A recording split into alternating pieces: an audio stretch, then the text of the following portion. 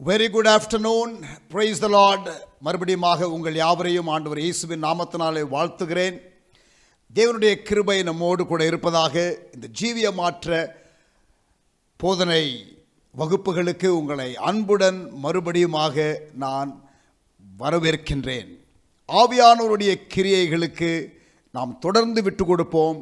Let us continue to yield ourselves to the working of the Holy Spirit.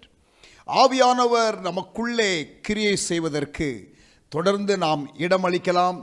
ஆண்டவர் நம்மை ஆசீர்வதிப்பாராக. இது 11வது நாள் இந்த கிறிஸ்டியன் கேரக்டர் டெவலப்மெண்ட் என்ற சீரீஸ் ஆஃப் டீச்சிங்கில் 21 நாள் என்று நாம் நியமித்து இந்த போதனையை நாம் நடத்தி கொண்டிருக்கின்றோம். நீங்கள் தொடர்ந்து வருகிறீர்கள். சிலர் விடாமல் கன்சிஸ்டண்ட்டாக நீங்கள் இதில் கலந்து கொள்கிறீர்கள். ஒரு சில நாட்கள் உங்களால் முடியாது என்ற நிலையிலே இருக்கும் பொழுது பிறகு நீங்கள் லைவ் ப்ரோக்ராம் பார்க்க முடியாவிட்டாலும் பார்க்கிறீர்கள் என்று சொல்லுகிறீர்கள். அப்ரிஷியேட். உண்மையாகவே கர்த்தர் உங்களை ஆசீர்வதிப்பாராக. நேற்றைய தினத்தில் மோகன் அண்ணன் கால் பண்ணி இந்த டீச்சிங் எல்லாம் எப்படி போகுது பாஸ்டர், எப்படி எல்லா மக்கள் ஆசீர்வதிக்கப்படுகிறார்களா என்று விசாரித்தார்கள். நான் லைவ் சேட்டில் மக்கள் சொல்லுகிற காரியத்தை, அவர்கள் ஸ்ட்ரகிள் பண்ணுகிற காரியத்தை, அவர்கள் போராடுகிற காரியத்தை, அவர்கள் மாறிவிட்டேன் என்று சொல்லுகிற சாட்சிகளை எல்லாம் சொன்ன பொழுது அதிகமாக சந்தோஷப்பட்டார்கள். அவர்கள் தங்களுடைய வாழ்த்துதலை உங்களுக்கு சொல்ல சொன்னார்கள். He asked me to convey his regards and greetings to all of you. இதுதான் சரியான காரியம். கிறிஸ்துவுக்கு விட்டு கொடுப்பது தான் சரியான காரியம். எழுப்புதல், பர்சனல் ரிவைவல் என்ற நிலையில் தான் ஆரம்பிக்க வேண்டும். தனிப்பட்ட நம்முடைய வாழ்க்கையிலே எழுப்புதல், பிறகு குடும்பத்திலே எழுப்புதல், பிறகு நாம் வாழுகிற அல்லது நாம் கனெக்ட் ஆகிருக்கிறதான டீமில் ரிவைவல், அப்புறம் நம்முடைய திருச்சபையில் ரிவைவல். அதனுடைய நல்விளைவுகள் தான் சமுதாயத்தில் நாம் தாக்கமாக நாம் பார்க்க போகின்றோம். நாம் எதிர்பார்க்கின்ற மகிமையான ஒரு தாக்கம், சுவிசேஷத்தின் தாக்கம் நம்முடைய சமுதாயங்களிலே உண்டாவதற்கு இதுதான் முதல் படி. ஆண்டவர் பிரேயர் மூமெண்ட்லேருந்து இப்பொழுது நம்மை வேர்ட் ரிவைவல், ஜெப எழுப்புதலிலிருந்து இப்பொழுது வார்த்தை எழுப்புதல், அதாவது டிரான்ஸ்ஃபர்மேஷன் ஆஃப் லைஃப்ஸ், நம்முடைய பர்சனல் லைஃப்பை நம்ம விட்டு கொடுக்கிற, சரண்டர் பண்ணுகிறதான ஒரு நிலை, ஆண்டவரை சார்ந்திருக்கிற ஒரு நிலை, ஆண்டவர் என்னை மாற்ற வேண்டும் என்று விட்டு கொடுக்கிற நிலை, அந்த நிலைக்கு நாம் வந்திருக்கின்றோம். நவ் இந்த காரியங்கள்லாம் முடிந்த பிறகு ஆண்டவர் நம் மூலமாய் அவர் கிரியை செய்வார். Now is working in us and soon he will work through us. ஆமேன். கண்களை மூடி இந்த நாளிலே ஆண்டவருடைய கரத்திலே நம்மை ஒப்பு கொடுப்போம். நாம் தேவனுடைய அந்த கரத்தில் ஒரு குயவன் கையிலே களிமண்ணை போல நாம் விட்டு கொடுத்து விடுவோம். அவர் நம்மை கனத்திற்குரிய பாத்திரமாக அவர் வணைய விரும்புகிறார். நல்ல தகப்பனே, இந்த அருமையான வேலைக்காக நாங்கள் உம்மை துதிக்கிறோம். ஆண்டவரே, நாங்கள் எங்களை மாற்ற முடியாது. ஆண்டவரே, எங்களுடைய உத்தரவாதம், ஆண்டவரே, நாங்கள் தெரிந்தெடுத்து நாங்கள் எங்கள் ஜீவியத்திலே மாற்றத்தை கொண்டு வர வேண்டும் என்ற பொறுப்பு ஒரு பக்கம் எங்களுக்கு நீர் கொடுத்தாலும், நீர் அருளுகிற கிருபையை பெற்றுக்கொண்டு நாங்கள் ஆண்டவரே அந்த காரியத்தை செய்ய நீர் எங்களுக்கு அருளை, ஆண்டவரே கிருபையை தருகிறீர் என்பதை அறிந்து நாங்கள் உம்மை ஸ்தோத்திரிக்கிறோம்.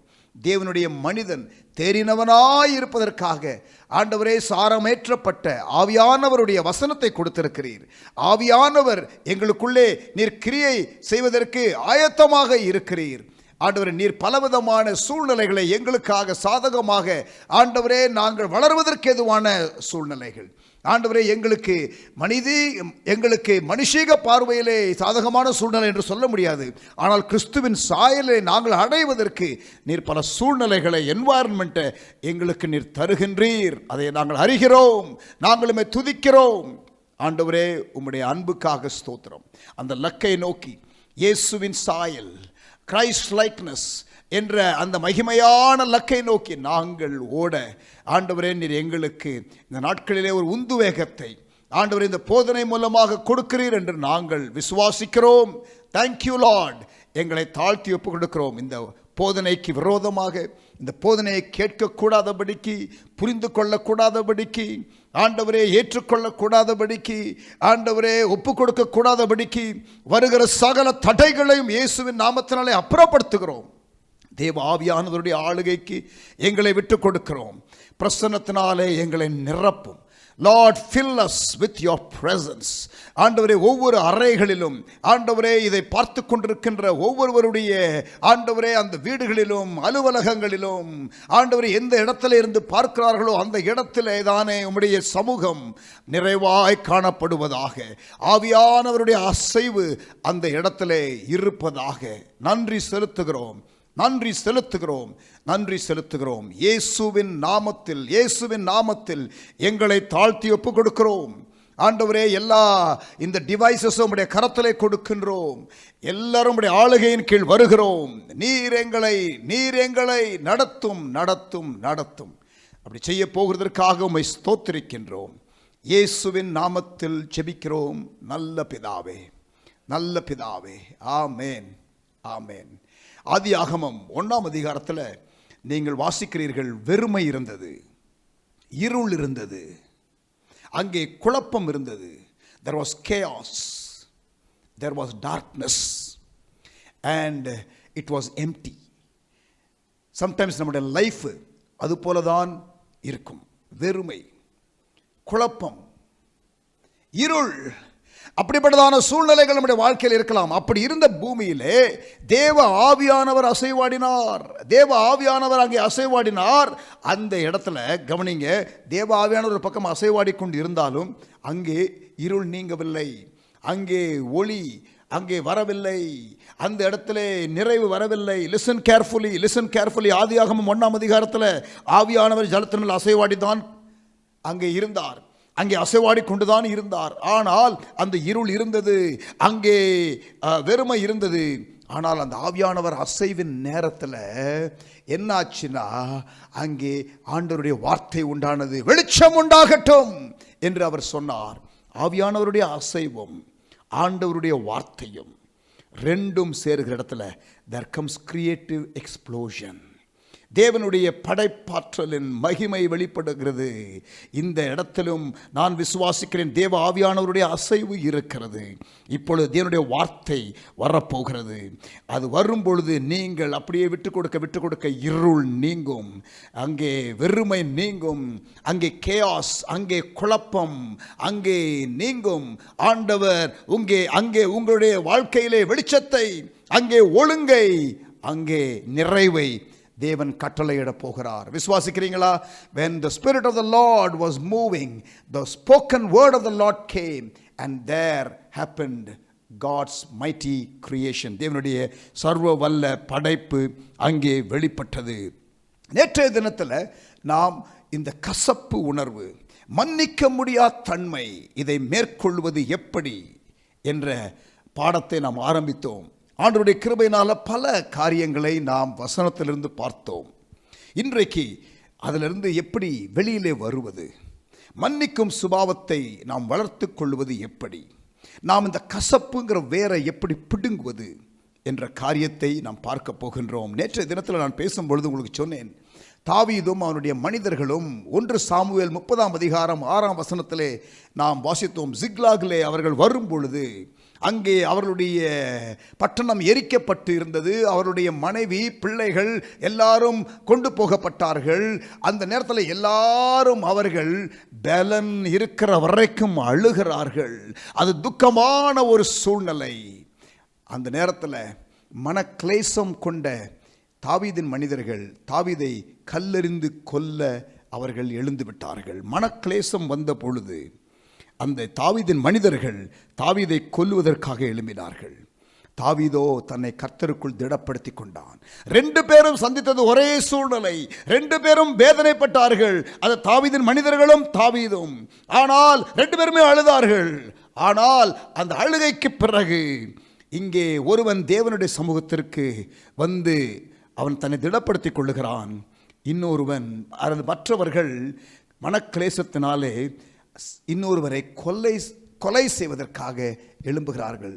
நம்ம கிவன் லைஃப் சிச்சுவேஷனை நம்ம எப்படி ரெஸ்பான்ஸ் கொடுக்கிறோம் என்ற காரியத்தை நாம் பார்த்தோம். மீகாள் என்ற ஒரு பெண்ணையும் பத்ஷேபாள் என்ற இன்னொரு பெண்ணையும் கம்பேர் பண்ணி ஒருவள் வாழ்க்கையிலே ஏற்பட்டதான கசப்பான சம்பவத்தை அவள் வைத்துக்கொண்டு இருதயத்திலே கசப்பு என்ற வேர் வருவதற்கு இடமளித்து விட்டாள்.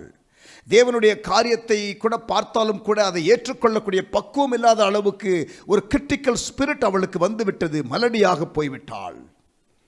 பத்சேபாளோ வாழ்க்கையிலே ஏற்பட்டதான துரதிர்ஷ்டவசமான சம்பவம், ஒரு எதிர்பாராத சம்பவம், வாழ்க்கையின் சம்பவத்தினாலே பாதிக்கப்பட்டவள்.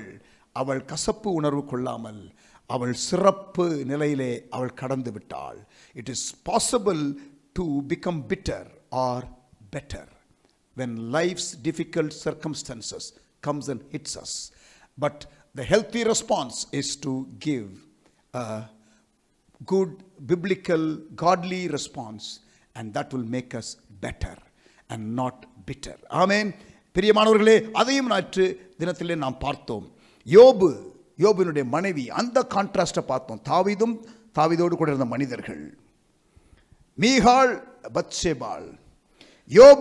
யோபுனுடைய மனைவி, அவர்கள் ரெண்டு பேருக்கும் ஒரே சம்பவம் தான் நடக்கிறது. ஆனால் அவன் சரியான மாறுத்தரம் கொடுக்கிறான். ஆனால் இங்கே யோபுனுடைய மனைவியோ அவளுக்கு அதை ஏற்றுக்கொள்ள முடியவில்லை. கசப்பு உணர்வு வருகிறது. ஆண்டவரை தூஷிக்கவும் புருஷன் சாகவும் வேண்டும் என்று அவள் நினைத்து அவள் பேசுகிற பேச்சு ஏற்றுக்கொள்ளப்பட முடியாத ஒரு காரியம். ஆமென். அதோடு கூட நேற்று ஒரு நல்ல ஒரு சம்பவத்தை அல்லது புரிந்து கொள்ளக்கூடிய ஒரு நல்ல ஒரு உதாரணத்தை சொன்னேன். அந்த ஒரு தகப்பன் தன்னுடைய மகள் அந்த பைக் ஆக்சிடெண்ட்டில் அந்த பைக் ஓட்டிக்கொண்டு வருகிறவன் ரோட்டில் அந்த மகள் மீது ஏற்றி மகள் கொன்று போட்டதை, அந்த சம்பவத்தை சொன்னேன். Sad incident. ஆனால் அதற்கு பிறகு அந்த சம்பவத்தில் நடந்த காரியத்தை நிமித்தம் கசப்பு உணர்வு வந்தனால பிறகு குடும்பத்தையே இழந்து கிடந்த அந்த மனிதனுடைய வேதனையான சம்பவத்தை, செல்வின் ஹியூஸ் சொன்ன சம்பவத்தை நான் உங்களுக்கு விளக்கி சொன்னேன். கடைசியாக யாக்கோபு 3ஆம் அதிகாரம், ஜேம்ஸ் சாப்டர் 3, அதை உங்களுக்கு வாசித்து காட்டினேன். அதை வாசித்து நாம் கொஞ்ச நேரம் கர்த்தரை ஆராதிக்க போகின்றோம். பாடலை பாடி யாக்கோபு 3ஆம் அதிகாரம், ஜேம்ஸ் சாப்டர் 3 verse 14 and 15. உங்கள் இருதயத்திலே கசப்பான வைராக்கியத்தையும் விரோதத்தையும் வைத்தீர்களானால், உங்கள் இருதயத்திலே கசப்பான வைராக்கியத்தையும் விரோதத்தையும் வைத்தீர்களானால் நீங்கள் பெருமை பாராட்டாதிருங்கள். சத்தியத்திற்கு விரோதமாய் பொய் சொல்லாமலும் இருங்கள். இப்படிப்பட்ட ஞானம், எப்படிப்பட்டதான ஞானம்? இந்த பழி வாங்குகிற எண்ணம், கசப்பான காரியம், இருதயத்தில் இருக்கிற இந்த கசப்பு, இப்படிப்பட்ட ஞானம் பரத்திலிருந்து இறங்கி வருகிற ஞானமாய் இராமல் லௌகீக சம்பந்தமானதும் ஜென்ம சுபாவத்துக்கு உரியதும் பேய்த்தனத்திற்கு அடுத்ததுமாய் இருக்கிறது. இட் இஸ் டிமானிக் என்று நாம் பார்த்தோம். ஆகவே அந்த காரியத்திலிருந்து விடுதலை பெற வேண்டும். தேவன் நமக்கு இந்த நாளிலே கிருபை செய்வாராக, உதவி செய்வாராக. கசப்பு, மன்னிக்க முடியாத தன்மை, கொடூரமான ஒரு ஆத்ம வியாதி, நம்மை அழித்து விடக்கூடிய ஒரு வியாதி. இன்னும் சில வசனங்களை நாம் இன்றைக்கு பார்க்க போகின்றோம். எடுத்துக்கொள்ளுங்கள். எபேசியர் 4ஆம் அதிகாரம், எஃபீஷியன்ஸ் சாப்டர் 4 verse 30 and 31. எபேசியர் 4ஆம் அதிகாரம் 30-31. இந்த வசனத்தை நான் கோபத்தை மேற்கொள்வது எப்படி என்ற பகுதியை நான் உங்களுக்கு கற்றுக் கொடுக்கும் பொழுது அந்த பாடத்திலும் இந்த வசனமானது சொல்லப்பட்டது. நன்றாக கவனியுங்கள். சகலவிதமான கசப்பும் கோபமும், இங்கே கோபத்திற்கும் கசப்புக்கும் அங்கே மூர்க்கம், கூக்குரல், தூஷணம் என்று ஒரு லிஸ்டே அங்கே பவுல் சொல்லுகிறார். இப்படிப்பட்டதான காரியங்கள் உங்களை விட்டு நீங்க கடவுது. ஒருவருக்கொருவர் தயவாயும் மன உருக்கமாயும் இருந்து கிறிஸ்துவுக்குள் தேவன் உங்களை அல்லது உங்களுக்கு மன்னித்தது போல நீங்களும் ஒருவருக்கொருவர் மன்னியுங்கள். மீட்கப்படும் நாளுக்கென்று முத்திரையாய் பெற்ற தேவனுடைய பரிசுத்த ஆவியை துக்கப்படுத்தாதிருங்கள். We can grieve the Holy Spirit. இந்த மாதிரி கசப்பு நமக்கு இருக்கும் பொழுது ஆவியானவரை நாம் துக்கப்படுத்த முடியும். 1 யோவான் 3ஆம் அதிகாரம் 15ஆம் வசனம். 1 John chapter 3 verse 15. தன் சகோதரனை பகைக்கிற எவனும் மனுஷ கொலைபாதகனாய் இருக்கிறான். Strong words. மனுஷ கொலைபாதகன் எவனோ அவனுக்குள் நித்திய ஜீவன் நிலைத்திராது என்று அறிவீர்கள். தன் சகோதரனை பகைக்கிற எவனும் மனுஷ கொலைபாதகனாய் இருக்கிறான். பகை உணர்வு கொலைக்கு ஒப்பிட்டு சொல்லப்பட்டிருக்கிறது. 1 யோவான் 4 அதிகாரம் 20 1 John chapter 4 verse 20. தேவனிடத்தில் அன்பு கூறுகிறேன் என்று ஒருவன் சொல்லியும் தன் சகோதரனை பகைத்தால் அவன் பொய்யன். அவன் கொலைபாதகன். தான் கண்ட சகோதரனிடத்திலே அன்பு கூறாமல் இருக்கிறவன், காண்கிற சகோதரனிடத்திலே அன்பு கூறாமல் இருக்கிறவன் காணாத தேவனிடத்தில் எப்படி அன்பு கூறுவான்? உண்மையாவே ஆண்டவரை நேசிக்கிறானா இவன் என்ற கேள்வியை எழுப்புகிறார். அவன் பொய்யன் என்று சொல்லுகிறார். அவன் கொலைபாதகன் என்று சொல்லுகிறார் யோவான். 1 யோவான் 2 அதிகாரம் 9 1 யோவான் 2 அதிகாரம் 9 ஒளியில் இருக்கிறேன் என்று சொல்லியும் தன் சகோதரனை பகைக்கிறவன் இதுவரைக்கும் இருளிலே இருக்கிறான். கவனிச்சிங்களா? நீங்கள் இருளிலே இருக்கிறீர்கள், நீங்கள் பொய்யர்கள், நீங்கள் ஆண்டவரை நேசிக்கிறீர்கள் என்று சொன்னாலும் ஏற்றுக்கொள்ள முடியாது. நீங்கள் கொலைபாதகர்கள். சகோதரனை பகைக்கிறவர்கள் எப்படியெல்லாம் டிஸ்கிரைப் பண்றார் பாருங்க யோவான். பவுல் சொல்லுகிறார், மீட்கப்படும் நாளுக்கென்று முத்திரையாய் பெற்ற பரிசுத்த ஆவியானவரை துக்கப்படுத்துகிறீர்கள். எபிரேயர் 12 அதிகாரம் 14-15 எபிரேயர் 12 அதிகாரம் 14-15 யாவரோடும் சமாதானமாயிருங்கள், பரிசுத்தம் உள்ளவர்களாய் இருக்கவும் நாடுங்கள். பரிசுத்தம் இல்லாமல் ஒருவனும் கர்த்தரை தரிசிப்பது இல்லையே. ஒருவனும் தேவனுடைய கிருபையை இழந்து போகாதபடிக்கு, கவனிங்க, தேவனுடைய கிருபையை இழந்து போகாதபடிக்கு யாவரோடும் சமாதானமாயிருங்கள், பரிசுத்தமாயிருங்கள். யாதொரு கசப்பான வேர் முளைத்தெழும்பி கலக்கம் உண்டாக்குகிறதுனால் அநேகர் தீட்டுப்படாதபடிக்கு, கிருபையை நீங்கள் போக்கடிக்காதபடிக்கு நீங்கள் யாவரோடும் சமாதானமாயிருங்கள், பரிசுத்தமாயிருங்கள்.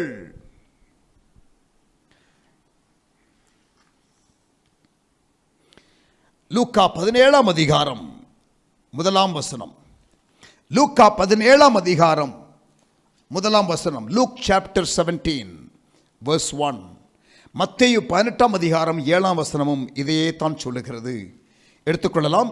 Luke 17:1 and the cross reference would be Matthew 18:7. பின்பு அவர் தம்முடைய சீஷர்களை நோக்கி, இடறல்கள் வராமல் போவது கூடாத காரியம்.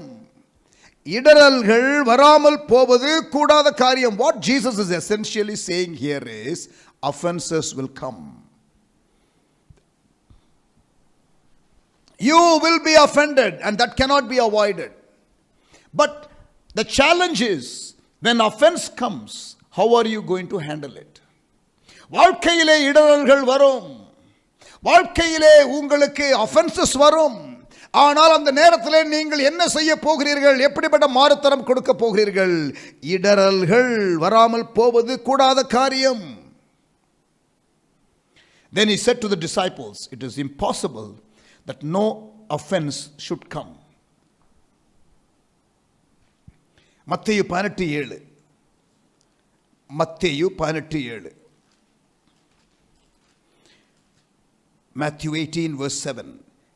இடறல்கள் நிமித்தம் உலகத்திற்கு ஐயோ, இடறல்கள் வருவது அவசியம்.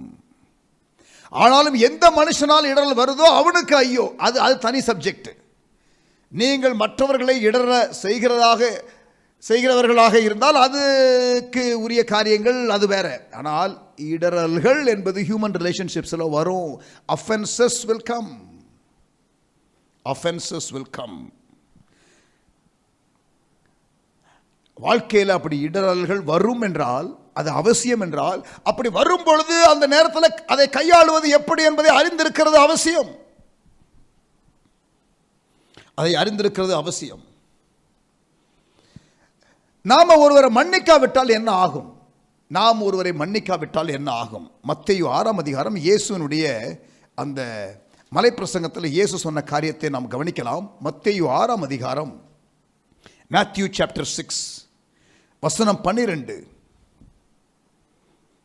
எங்கள் கடனாளிகளுக்கு நாங்கள் மன்னிக்கிறது போல எங்கள் கடன்களை எங்களுக்கு மன்னியும். அப்புறம் வசனம் 14, 15.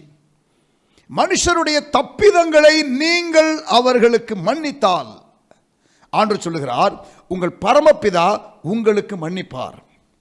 Do you need forgiveness from the Lord? உங்களுக்கு மன்னிப்பு தேவையா ஆண்டவரிடத்திலிருந்து? அதுக்கு கிரைட்டீரியாவே நீங்க மற்றவர்களை மன்னிக்கிறீர்களா என்பதுதான் என்பதை இயேசு சொல்லிக் கொடுத்திருக்கிறார். மனுஷருடைய தப்பிதங்களை நீங்கள் அவர்களுக்கு மன்னித்தால் உங்கள் பரமபிதா உங்களுக்கும் மன்னிப்பார். மனுஷருடைய தப்பிதங்களை நீங்கள் அவர்களுக்கு மன்னியாதிருந்தால் உங்கள் பிதா உங்கள் தப்பிதங்களை மன்னியாதிருப்பார். God will not forgive us if we are not willing to forgive.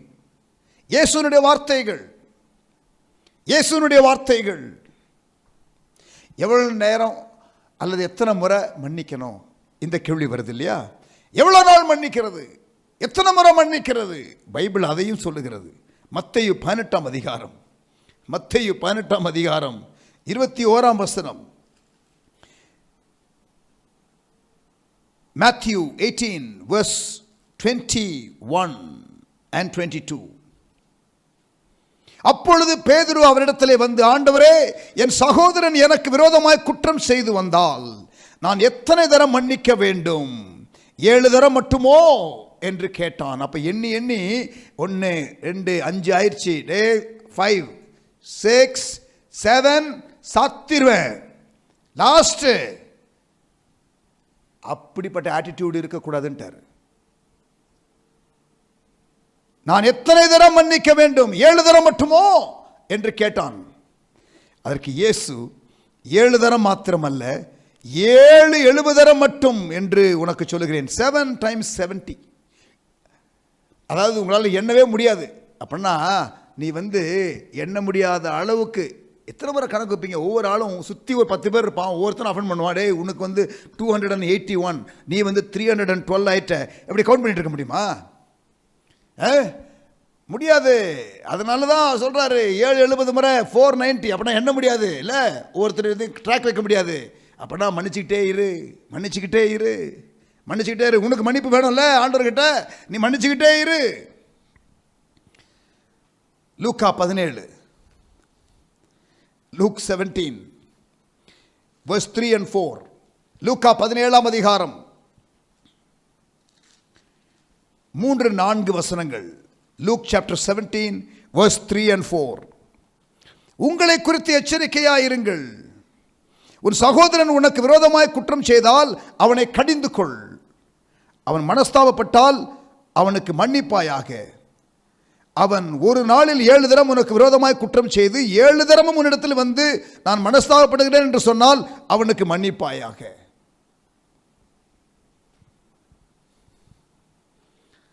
அவன் எத்தனை முறை அவன் தப்பு செய்யறானோ, எத்தனை முறை கேட்கிறானோ மன்னிச்சிரு. Don't hold back forgiveness. அப்படின்னா அவன் கேட்டாதானே மன்னிக்கணும். இங்கே அப்படித்தானே போட்டிருக்கு இல்லை? அவன் கேட்டாதானே மன்னிக்கணும். அவன் கேட்கலன்னா என்ன பண்ணுறது? கேட்கலன்னா என்ன பண்ணுறது? அதுவும் இருக்குது பைபிளில். இயேசுவை சிலுவையில் அடித்தாங்கல்ல, அந்த ரோம போர்ச்சவர்கள் அவங்க அடிச்சுட்டு, சார் எங்களை மன்னிச்சிருங்க சார்னு கேட்டாங்களா?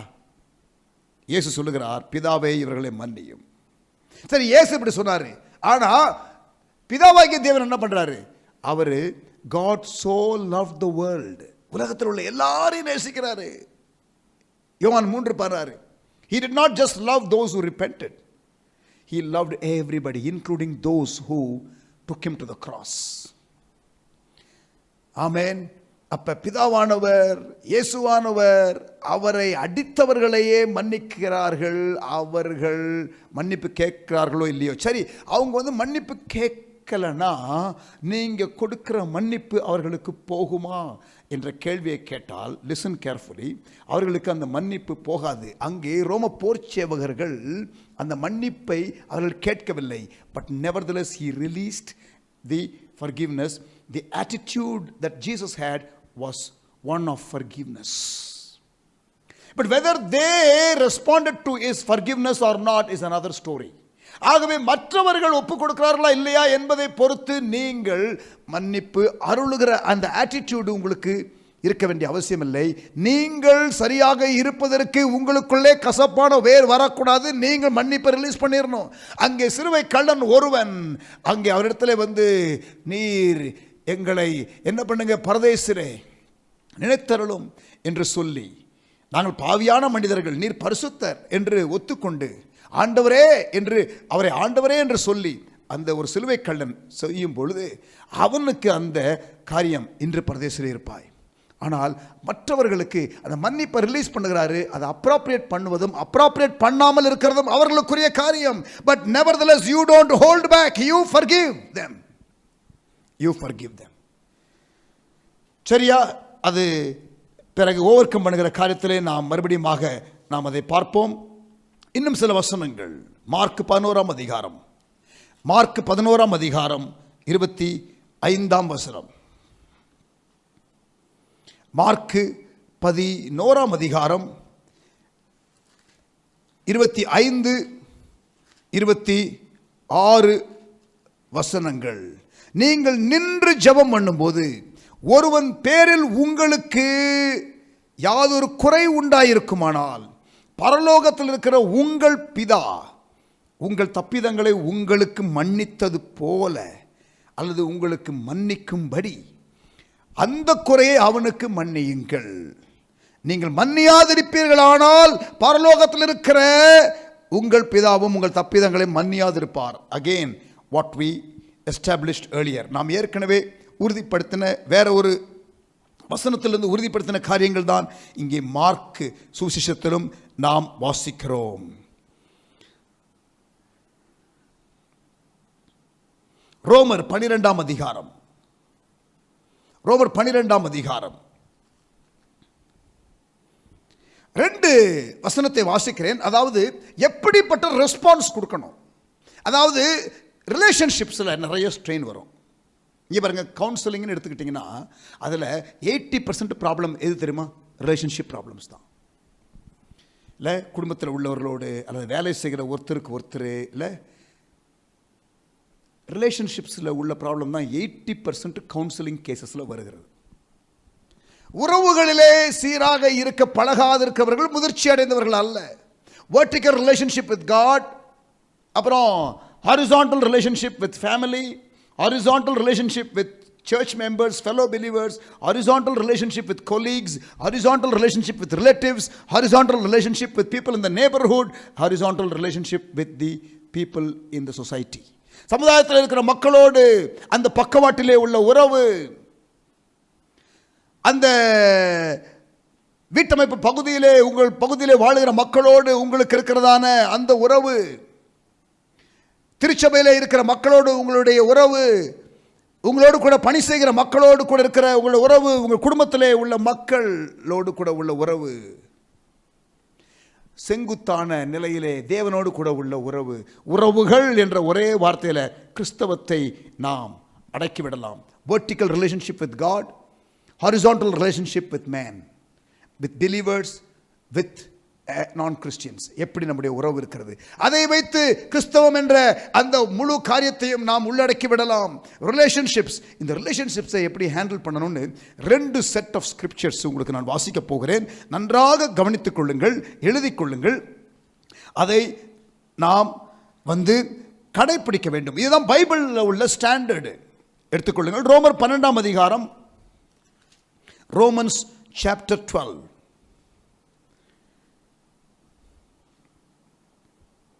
பதினாலாம் வசனத்திலிருந்து வாசிக்க போகிறேன். 21ஆம் வசனம் வரை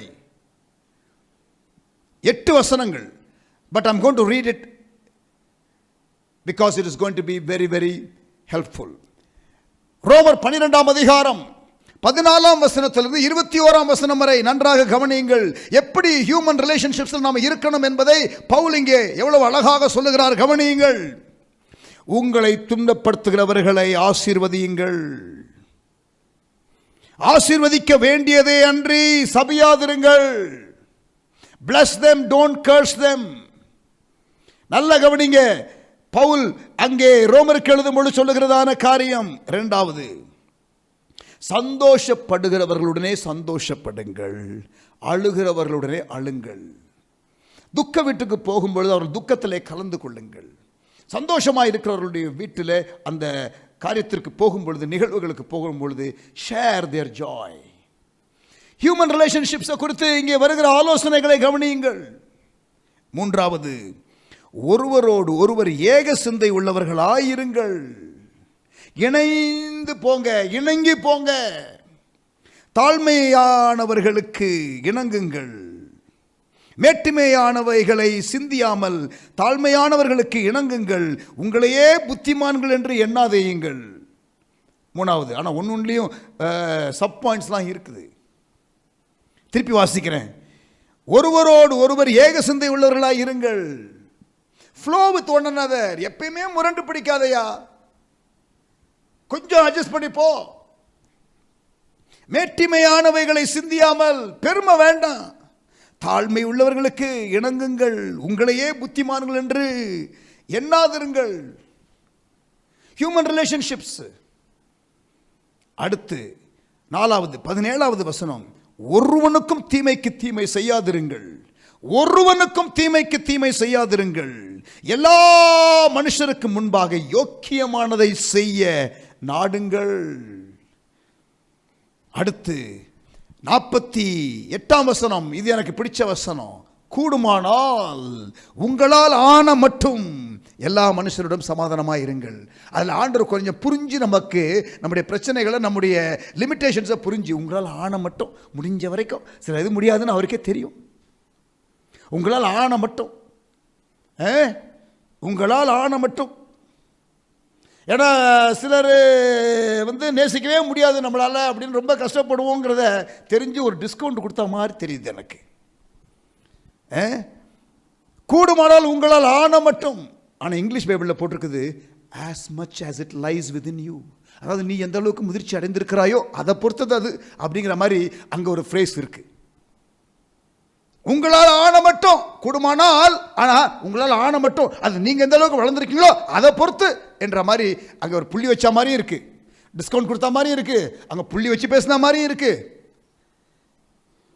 கூடுமானால் உங்களால் ஆன மட்டும் எல்லா மனுஷரோடும் சமாதானமாய் இருங்கள்.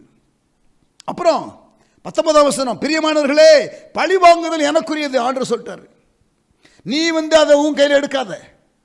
Revenge is not something that you can take. அது என்கிட்ட விட்டுரு, நானே பதில் செய்வேன் என்று கர்த்தர் சொல்லுகிறார் என்று எழுதியிருக்கிறபடியால் நீங்கள் பழி வாங்காமல் கோபாக்கினைக்கு இடம் கொடாமல் இருங்கள். அல்லது கோபாக்கினைக்கு இடம் கொடுங்கள். நீங்கள் பழி வாங்கலைன்னா நீங்கள் கவனிங்க, ஆண்டவர் சரியாக டீல் பண்ணுவார் எல்லாரையும், சரியா? But you don't take it on your self. அன்றியும் உன் சத்துரு பசியாயிருந்தால், யாரு சத்துரு? எதிரி பசியாயிருந்தால் அவனுக்கு போஜனம் கொடு, அவன் தாகமாக இருந்தால் அவனுக்கு பானம் கொடு.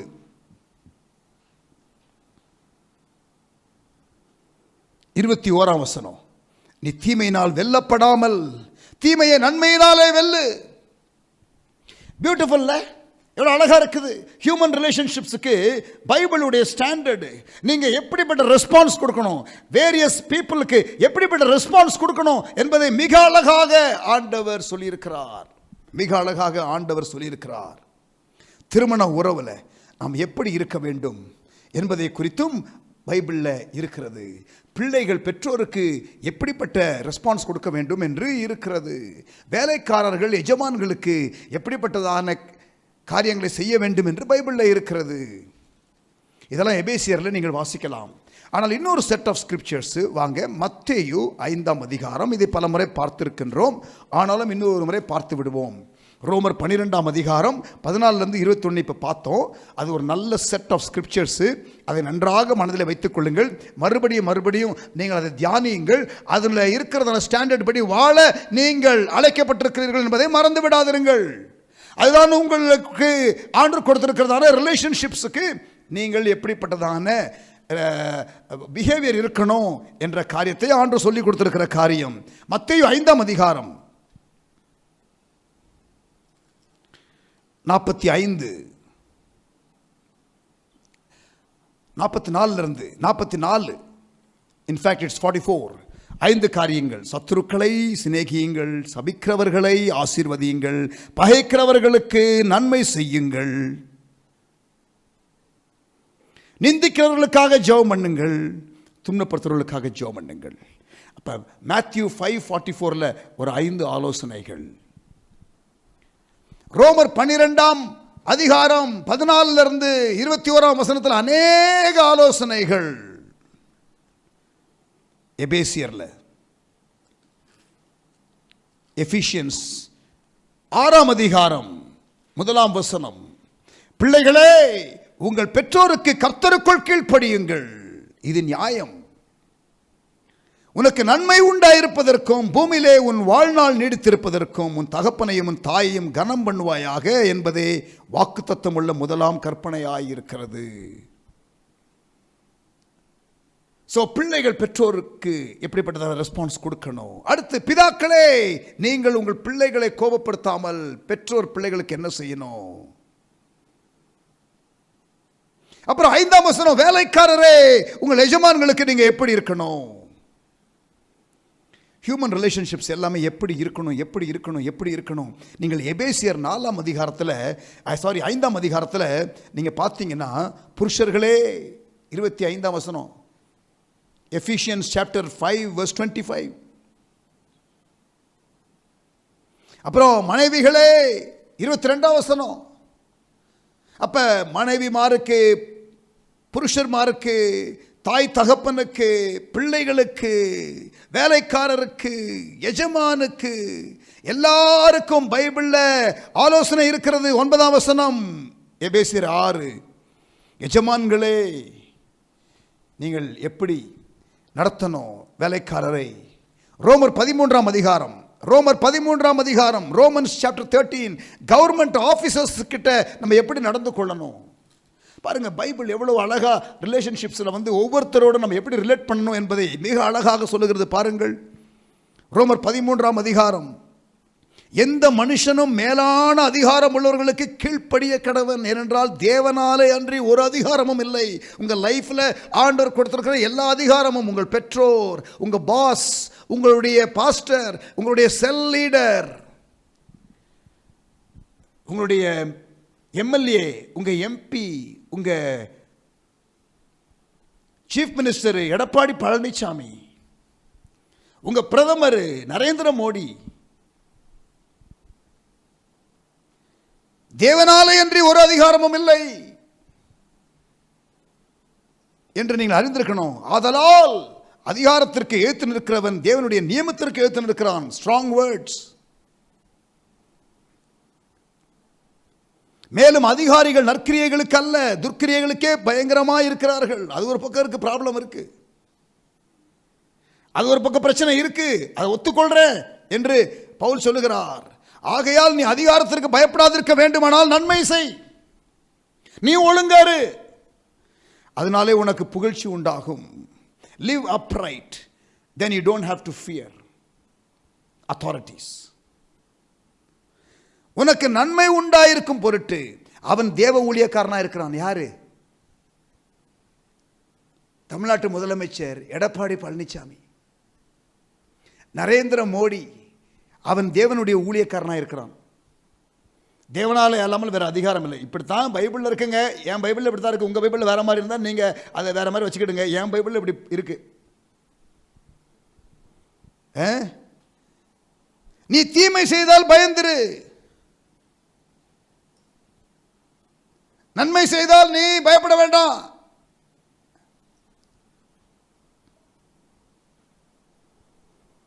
ஆறாம் வசனம், இதற்காகவே நீங்கள் வரியையும் கொடுக்கிறீர்கள். கவர்மெண்ட் தான் இது. டாக்ஸ் நீங்கள் கட்டுறீங்க, இதுக்காகத்தான். கரெக்டாக இருங்க. அவர்கள் இந்த வேலையை பார்த்து வருகிற தேவ ஊழியக்காரராக இருக்கிறார்களே. மறுபடியும் பாருங்க, தெரியாமல் எழுதிட்டாரா அவரு? அங்கே முதல்ல வந்து 4ஆம் வசனத்தில் தெரியாமல் சொல்லிட்டாரா? இல்லை, திருப்பி சொல்றாரு 6ஆம் வசனத்தில். அவர்கள் தேவனுடைய ஊழியக்காரராக இருக்கிறார்களே.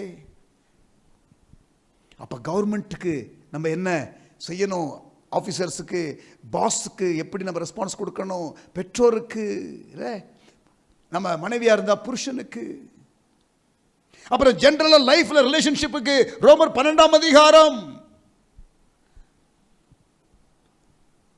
14-21, மத்தேயு 5ஆம் அதிகாரம் 44 ஹியூமன் ரிலேஷன்ஷிப்ஸ்ல எப்படிலாம் இருக்கணும் என்பதை குறித்து பைபிள் இருக்குது. we have to be careful.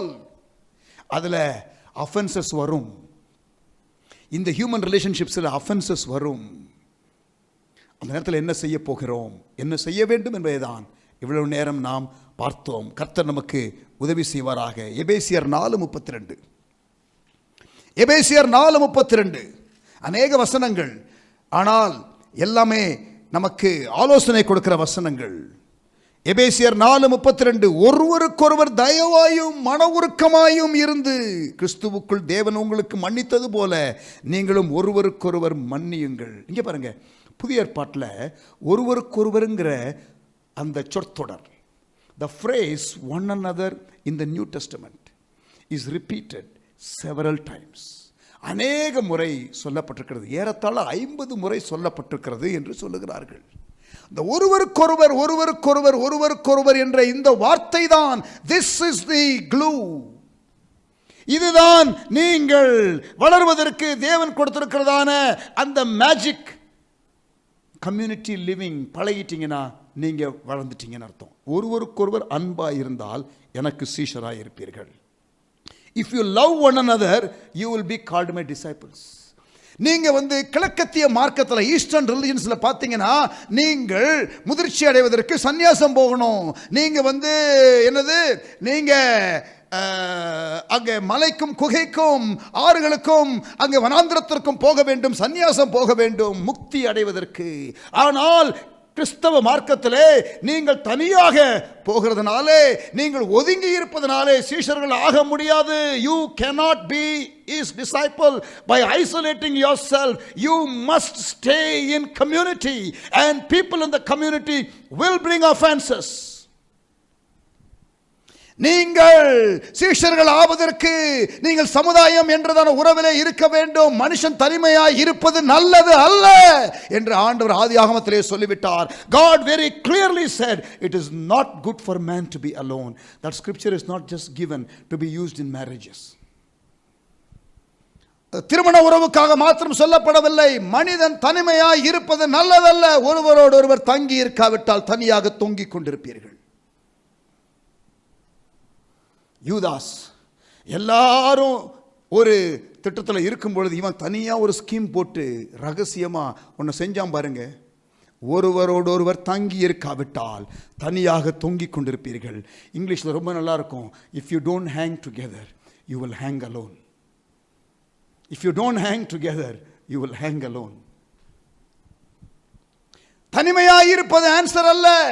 Christian டிசைபிள்ஷிப்புக்கு ஒருவருக்கொருவர் ஒருவருக்கொருவர் அந்த ஒருவருக்கொருவருங்கிற அந்த ரப்பிங் வரும் பொழுது ஐயோ தீப்பொறி வரும். Fire. as iron sharpens iron. அந்த மாதிரி இல்லை, நம்ம என்ன பண்ணணும், ஒருவரை ஒருவர் ரப் பண்ணணும். கேரக்டர் ஃப்ளா உள்ளதான ஒரு லைஃப் பார்ட்னர் இருப்பாங்க. உடனே நீங்கள் உங்கள் மனைவி உங்கள் புருஷனை யோசிக்காதீங்க, நீங்களும் அப்படித்தான் அவருக்கு. அதை மறந்துடாதீங்க. சபையில் பார்த்தீங்கன்னா போட்டிருக்குல்ல, பரிசுத்தவான்கள் சீர் பொருந்துவதற்குன்னு போட்டிருக்கு. பரிசுத்தவான்கள்னு போட்டிருக்குது, அப்புறம் சீர் பொருந்துவதற்கு. ஆமாம், சீர் பொருந்தாத பரிசுத்தவான். சர்ச்சில் இருக்கிறதுல யாரு சீர் பொருந்துவதற்காக என்று பைபிளில் போட்டிருக்குது இல்லையா? பரிசுத்தவான்கள் சீர் பொருந்துவதற்காக ஆண்டவர் 5 விதமான ஊழியங்களை கொடுத்திருக்காருன்னு எபேசியர் 4ஆம் அதிகாரம் 11-13 வாசிக்கிறோமே. Ephesians 4:11-13 For the perfecting of the saints. What do you mean perfecting of the saints? If they are already saints, why do you have to perfect them? Because they are imperfect in terms of character. They are positionally saints, but they are not in terms of character transformation. அவர்கள் ஜீவிய மாற்றத்திலே அவர்கள் இன்னும் மாறவில்லை, மாற வேண்டும். அதற்காகத்தான் சபை. ஆகவே சபையிலே மாறிக்கொண்டிருக்கிறவர்கள் தான் இருக்கிறார்கள், hopefully, and they are moving towards the right direction. அதனால உங்களுக்கு அங்கே ஃப்ரிக்ஷன் வரும். குடும்பத்தில் இருக்கும்போது 4 பேர் 5 பேர் இருந்தாங்கன்னா யாவரும் பூரணப்பட்டவர்கள் அல்ல. ஆகவே ரப்பிங் வரும். அதையெல்லாம் சமாளிக்கிறதிலே தான் வளர்ச்சி இருக்கிறது என்பதுதான் வேதவசனத்திலே உள்ளதான போதனை. ஒருவருக்கொருவர் ரிலேஷன்ஷிப்.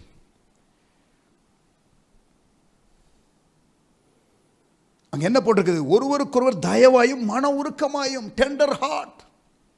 அந்த ரிலேஷன்ஷிப்ல நீங்க கொஞ்சம் அந்த உங்களுடைய மனநிலை சரியா இருக்கணும். மன உருக்கமாய் தயவாய் இருக்கணும். ஒருவருக்கொருவர் அட்ஜஸ்ட் பண்ணி போகணும். அப்படிலாம் அட்ஜஸ்ட்லாம் பண்ண முடியாது. அப்படியா? அட்ஜஸ்ட் பண்ண முடியாதா? சரி, அப்பனா நீ கிறிஸ்டியன் கேரக்டர்ல வளர முடியாது. You cannot grow in isolation. You need relationships for maturity, not just knowledge.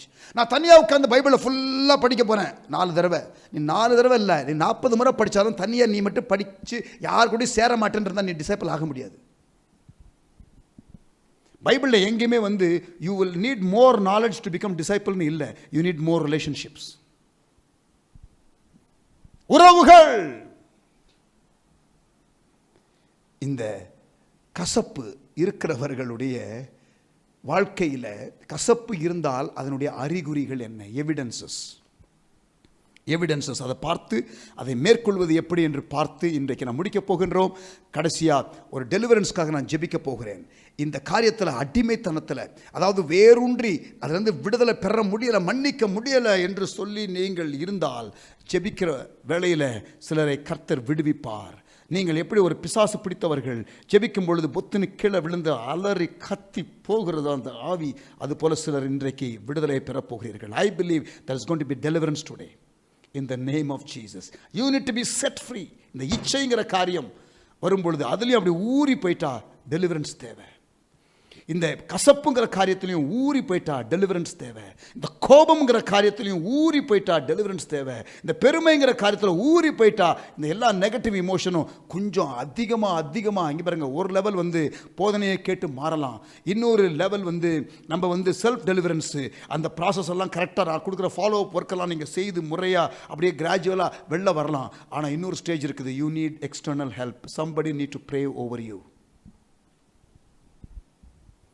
Evidences of the root of bitterness. இந்த கசப்பு என்ற வேர் இருப்பதற்கான அடையாளம் சிலவற்றை நான் சொல்லுகிறேன். செக் பண்ணிக்கொள்ளுங்க, எனக்கு இருக்கிறதா இல்லையா என்பதை நீங்கள் பார்த்துக் கொள்வதற்கு இந்த செக்லிஸ்ட் உதவியாக இருக்கும். முதலாவது, they will be very sad. அதாவது அவங்களுக்குள்ள ஒரு மகிழ்ச்சியே இருக்காது, அவங்களுக்குள்ள இந்த ஆனந்த தைலமே இருக்காது, அவங்களுக்குள்ள ஒரு சந்தோஷமே இருக்காது. அவங்க எப்போ பார்த்தாலும் ஒரு ஜெம்மு மாதிரி இருப்பாங்க. ஜிஞ்சர் ஈட்டிங் மங்கி, இஞ்சி தின்ன குரங்கு அப்படின்னு நம்ம கொஞ்சம் தமிழில் சொல்லுவோம்ல, அதான் நான் கொஞ்சம் இங்கிலீஷில் சொன்னேன். ஜிஞ்சர் ஈட்டிங் மங்கி. அந்த மூஞ்சை பார்த்தாலே ஒரு அருள் இருக்காது, ஒரு சேட் கவுண்டனன்ஸ், சாரோஃபுல் கவுண்டனன்ஸ், அப்படியே ஒரு மாதிரி இருப்பாங்க. அவங்க பார்த்தாலே உங்களுக்கு உங்கள் ஆவியே அப்படியே ட்ராப் ஆயிரும். அந்த மாதிரி அது எப்படித்தான் அந்த பப்பாயா ஃபேஸை வச்சுக்கிட்டு இருப்பாங்களோ தெரியல. 6 o'clock ஃபேஸ் நான் சொல்லுவேன். என்னது 6 o'clock ஃபேஸ்? அப்படி முடிஞ்சு நீளமாக இருக்கும், பார்த்துருக்கீங்களா? இந்த 6 o'clock ஃபேஸு, இந்த பப்பாயா ஃபேஸு, இதெல்லாம் அடையாளங்கள் அடையாளங்கள் அடையாளங்கள். சிங்கப்பூரில் ஒரு பாஸ்டர் இருந்தார். நான் அந்த சபையில் இருக்கும் பொழுது அவர் அடிக்கடி சொல்லுவார், some Christians look as if they were baptized in lime juice அப்படின்னுவார். ஏன் மூஞ்சி அப்படி இருக்கும் பாரு. அல்லேலூயா. ஸோ அந்த மூஞ்சை பார்த்தாலே துக்கமும் இல்லை, அப்படியே சோகமும் தழுவி இருக்கும், ஒரு மகிழ்ச்சி இருக்காது. Rejoice, rejoice. உங்களை யாராவது தப்பா சொன்னாங்கன்னா, யாராவது உங்களை, இயேசு சொன்னார், யாராவது உங்களை ஏளனமா பேசினாங்கன்னா, யாராவது உங்களை என் நிமித்தம் துன்பப்படுத்தினாங்கன்னா கசப்பு வர சான்ஸ் இருக்குன்னு ஆண்டவருக்கு தெரியும். அதனால சொல்றாரு, மகிழ்ந்து களிக்கூறு, ரிஜாய்ஸ். ஆப்போசிட் ஸ்பிரிட்ல மூவ் பண்ணு, சந்தோஷமா இரு, மகிழ்ந்து களிக்கூறு.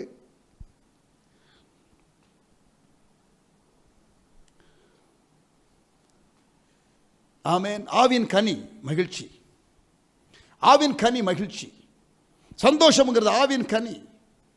பிரதர், நான் அந்த ஜாய்ஃபுல் டைப் இல்லை. டைப்பை மாத்துன்னு சொல்றேன். டைப் இல்லைன்னு சொல்லாத. அந்த டைப் இல்லைன்னா மாத்தணுன்றேன். மன மகிழ்ச்சி நல்ல ஔஷதம். சிரிச்சுக்கிட்டு இருங்க. சிரித்து வாழ வேண்டும், பிறர் சிரிக்க வாழக்கூடாது. சொல்றது புரியுதா? சிரித்து வாழ வேண்டும், பிறர் சிரிக்க தான் வாழக்கூடாது. 4 பேர் பார்த்து சிரிக்கிற மாதிரி உங்க வாழ்க்கை இருக்கக்கூடாது. நீங்க சிரிச்சு வாழணும் சார். பவுல் ஜெயிலில் இருக்காரு, பவுல் ஜெயிலில் இருக்காரு, ஜெயிலில் இருந்து எழுதுறாரு. பிலிப்பியர் நிருபம் 4 அதிகாரம் தான் இருக்கு. முதல் அதிகாரத்தில் பார்த்தீங்கன்னா சந்தோஷங்கிற வேர்டு வரும், ஜாய்ங்கிற வேர்டு வரும். 2வது அதிகாரத்தில் படிச்சு பாருங்க, ஜாய்ங்கிற வேர்டு வரும். அப்புறம் 3வது அதிகாரம் படிச்சு பாருங்க, ஜாய்னு வரும். 4ஆம் அதிகாரம் படிச்சு பாருங்க, அதுலயும் வரும் ஜாய்ங்கிற word. The word joy is repeated in all the 4 chapters. Yet the person who is writing the epistle is writing from the prison. அதாவது ஜெயிலுக்குள்ள இருந்து ஜெயிலுக்கு வெளியில இருக்கிற ஆளுக்கு சந்தோஷமாயிருங்கள் என்று எழுதுகிறார். 4ஆம் அதிகாரத்தில் என்ன சொல்றாரு தெரியுமா? 4ஆம் வசனத்தில், கர்த்தருக்குள் எப்பொழுதும் சந்தோஷமாயிருங்கள், எப்பயும் சந்தோஷமாயிருங்கள், சந்தோஷமாயிருங்கள் என்று மறுபடியும் சொல்றேன். ஏன் மறுபடியும் சொல்லணும்? சில ஆட்களுக்கு ஒரு தடவை சொன்னா புரியாது. கர்த்தருக்குள் எப்பொழுதும் சந்தோஷமாயிருங்கள், சந்தோஷமாயிருங்கள் என்று மறுபடியும் சொல்லுகிறேன். ஜெயிலுக்குள்ள இருந்து எழுதுறாரு. Joy has nothing to do with circumstances. It has to do with the fruit that is there in your life, character. Joy.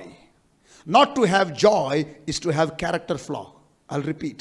Not to have joy in your life is to have character flaw.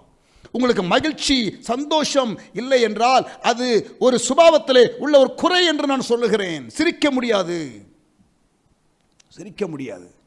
சில பார்த்தீங்களா, அந்த ஸ்பிரிச்சுவலாக இருக்கிறாங்களாம், அப்படியே மூஞ்ச பார்த்தாலே இல்லை, அப்படியே உருன்னு இருப்பான். டேய் மாறு, ஃபார் ஹெவன்ஸ் சேக். துக்கமுகம், துக்கமுகம், சந்தோஷமாயிருங்கள். ஆமென். ஜெயிலில் பவுல் சீலாவும் பாட்டு பாடுறாங்க பார்த்தீங்களா? ஜெயிலில் அடி பின்னி எடுத்துட்டான், லெஃப்ட் ரைட் வாங்கி உள்ள தூக்கி போட்டா உள்ள அவங்க பாட்டு பாடுறாங்க நைட்டு. சந்தோஷமா இருக்காங்க. இவரை பார்த்தீங்களா, நம்ம ஆபக்கூக் தீர்க்கதரிசி, அத்திமரம் துளிர் விடாமல் போனாலும், ஆட்டு மந்தை முதலற்று போனாலும், அவரு பெரிய ஒரு லிஸ்ட் வச்சிருக்காங்க. அதெல்லாம் எதுவும் இல்லைன்னா கூட, ரட்சிப்பின் தேவனுக்குள் களி கூறுவேன், I will rejoice. No bitterness towards life circumstances, no bitterness towards any individual. Every life circumstances that comes, I know how to respond ன்னு சொல்ற மாதிரி இருக்குது இந்த தேவ மனிதர்கள் பேசுகிறது. Sad countenance, துக்கமுகம் ஒரு அடையாளம். 2வது, குறை பேசுகிற ஆவி. முற்போக்கான பேச்சே இருக்காது. அவங்ககிட்ட பேசுனீங்கன்னா எப்பயும் negative. They live in the dark room of life and keep developing negatives. எத்தனை பேர் நான் சொல்றது புரியுது? அந்த காலத்தில் ஃபோட்டோலாம் பார்த்துருக்கீங்களா? ஸ்டுடியோவில் திடீர்னு அந்த ஃபோட்டோகிராஃபர் ஃபோட்டோலாம் எடுத்துட்டு உள்ள ஒரு ரூம்குள்ளே போயிடுவார். அது ஒரு பார்த்தா ஒரு லைட்டே இருக்காது, இருட்டாக இருக்கும், இருட்டாக இருக்கும். அவரே அவருக்கு எதுவுமே தெரியாது. ஆனால் அந்த இருட்டு ரூம்குள்ளே போய் இருப்பார். என்ன பண்ணுறாரு, என்ன பண்ணுறாரு அப்படின்னு கேட்டால், இஸ் டெவலப்பிங் நெகட்டிவ்ம்பாங்க. Don't go into dark room of life and keep developing negatives. அங்க பாருங்க, எப்பயுமே ஒரு பாசிட்டிவே இருக்காது, ஒரு எதுவுமே இருக்காது. அவங்க கிட்ட பேசினாலே உங்க ஆவியெல்லாம் முறிஞ்சு போயிடும், நொந்து பாருங்க. வாழ்க்கையில் எல்லாருமே எதிரி அவங்களுக்கு. எதுவுமே யாருமே, வீட்டுக்கு போனால் இந்த கஷ்டம், இங்கே வந்தா இங்கே இவனை பார்த்தா கஷ்டம். டேய் மாறு. ஆமென். கேரக்டர் ஃப்ளா. கேரக்டர் ஃப்ளா, குணம், உனக்கு வந்து உள்ள கசப்பு இருக்கு, உனக்கு வந்து ரிலேஷன்ஷிப்பு சரி கிடையாது, நீ ஆண்டவரோடு உள்ள ரிலேஷன்ஷிப்பு சரி கிடையாது, மக்களோடு உள்ள ரிலேஷன்ஷிப் சரி கிடையாது, கிரைஸ்ட் லைக்னஸ் என்ற அந்த சுபாவ வளர்ச்சியில் நீ மிகவும் தாழ்ந்திருக்கிறாய், நீ வளரணும். Don't feel contempt, but identify your problem. You need to grow. You need to grow.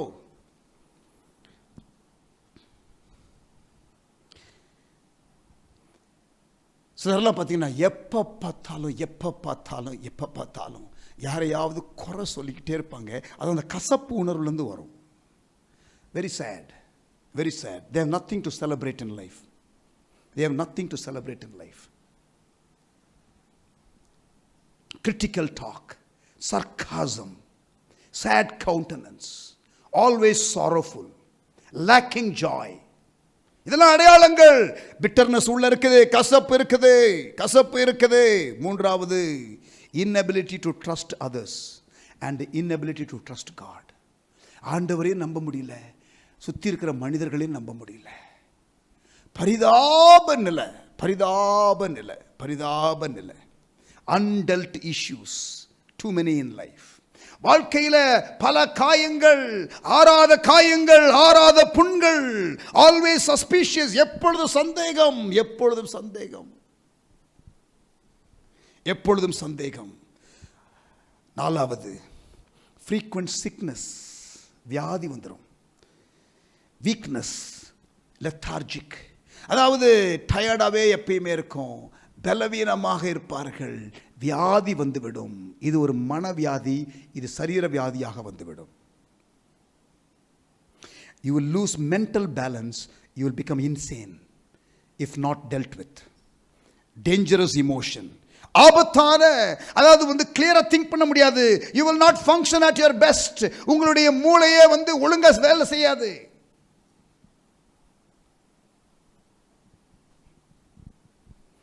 அதாவது அந்த உள்ள உணர்வுகள் எல்லாம் அரித்து கடைசியில் இப்பொழுது அது சரீரத்தை அழிக்கிறதற்கு அது வந்து விட்டது என்றால் பேராபத்தான நிலை. டெலிவரன்ஸ் தேவை. அடுத்து, frequent depression and discouragement, மனநிலை சோர்வு, ஊக்கம் இல்லாத நிலை, மன அழுத்தம் உச்சக்கட்டத்தை எட்டிவிட்டது. அவர்கள் அப்படியே வாழ்க்கையிலே சுத்தமா ஒரு மோட்டிவேஷனும் இல்லாமல் செத்துப்போன பிணங்களாக உலாவி வருவார்கள். They are like dead bodies just moving around. Dangerous people. They are like corpses moving around. They smell and there is no life.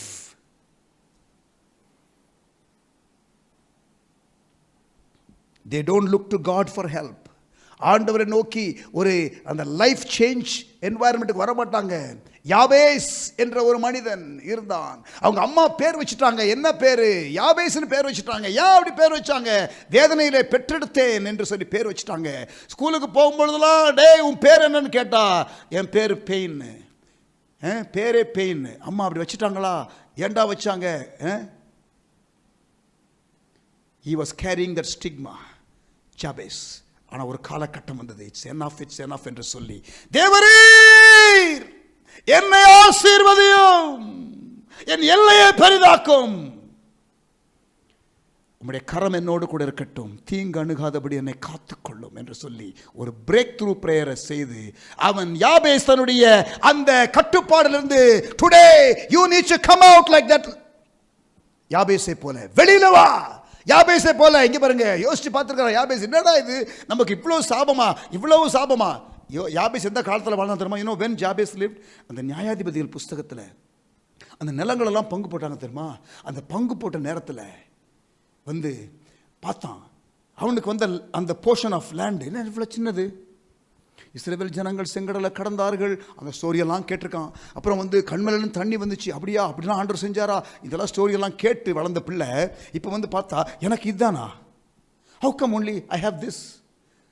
இவ்வளோ பெரிய தேவன் நம்முடைய தேவனா, எனக்கு இதுதானா என்று சொல்லி he said, இல்லைப்பா, உன் பேக்ரவுண்ட் அது மாதிரிப்பா, உங்கள் அம்மா உன்னை வந்து வேதனையோடு பெற்றெடுத்தாப்பா, உன்னை அப்பா இல்லாத பிள்ளைப்பா, இல்லை அப்படிப்பட்டதான யாபேஸ், he said, I will not accept what I have, I'm going to call upon God. I'm going to call upon God.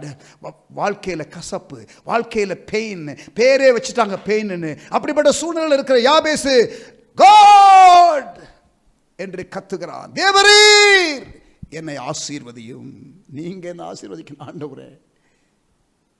ஆனா இந்த டிப்ரெஸ்டு பீப்புள், இந்த bitter people, they don't come to God for help. They don't go to people for help. They suspect everybody and they are hurt with everybody. எல்லார் இடத்துலையும் கசப்பு, critical spirit, குற்றப்படுத்தும் தன்மை, loss of sleep, தூக்கம் வராது. இரவெல்லாம் உணர்வுகள் எல்லாம் அது அப்படித்தான் இருக்கும், தூக்கம் வராது.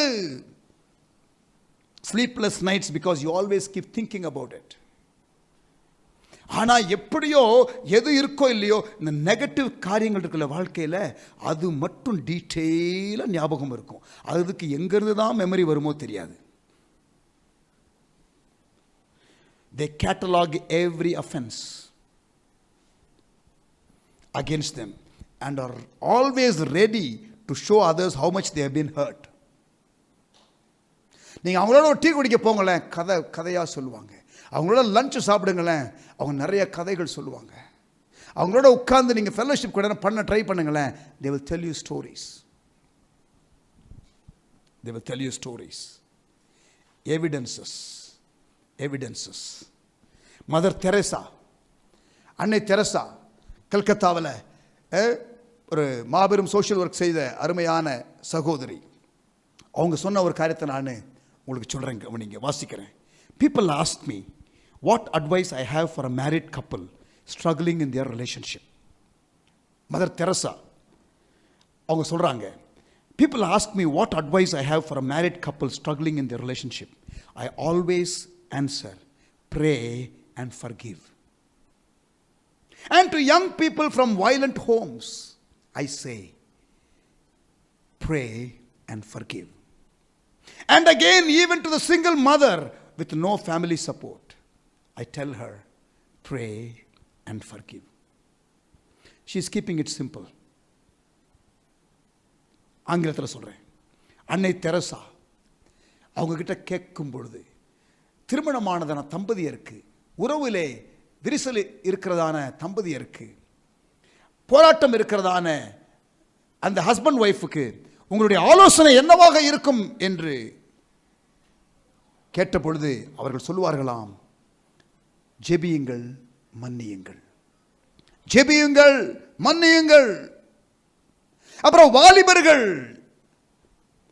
குடும்பமானது உடைந்த குடும்பம், சமாதானம் இல்லாத குடும்பம், அதிலிருந்து வருகிற வாலிபர்களுக்கு என்ன சொல்லுவீர்கள் என்று கேட்டார்களாம், pray and forgive. புருஷன் விட்டுட்டு போயிட்டான், ஸ்ட்ரகிள் பண்ணுகிற தாய் தனிமையாக பிள்ளையை வளர்க்கிறார்கள். அவர்கள் நான் என்ன செய்ய வேண்டும் என்று கேட்டால் என்ன சொல்லுவீர்கள்? மதர் தெரேசா சொல்கிறார்களாம், pray and forgive. ஜெபம் பண்ணி மன்னிப்பு வழங்கிவிடு. Powerful in every life difficult circumstances. Learn to pray and learn to forgive. Learn to pray and learn to forgive. J C Arnold என்ற ஒரு எழுத்தாளர், அவருடைய புஸ்தகத்தில் the lost art of forgiving, நேற்றைய தினத்தில் அவரை நான் கோட் பண்ணேன். அதே புஸ்தகத்திலிருந்து மறுபடியும் இன்னொரு quotation. J C Arnold in his book the lost art of forgiving, மன்னிக்க மறந்த அல்லது மன்னிப்பு என்ற கலையை மறந்த ஒரு நிலை என்ற அவருடைய புஸ்தகத்தில் அவர் எழுதுகிறார். Over many years of marriage counselling, I have seen again and again that unless a husband and wife forgive each other daily, marriage can become a living hell. இங்க பாருங்க, அவர் சொல்றாரு, திருமண தம்பதியருக்கு ஆலோசனை ஊழியத்தை வழங்குகிற இவர், பல வருடங்களாக வழங்கிய இவர், அவர் முடிவாக சொல்லுகிற கருத்து என்ன தெரியுமா? நான் மறுபடியுமாக நான் பார்த்ததுனாலே சொல்லுகிறேன், புருஷனும் மனைவியும் ஒருவரை ஒருவர் மன்னிக்கிறது அனுதினமும் இல்லாவிட்டால், ஐயோ டெய்லின்றாரு.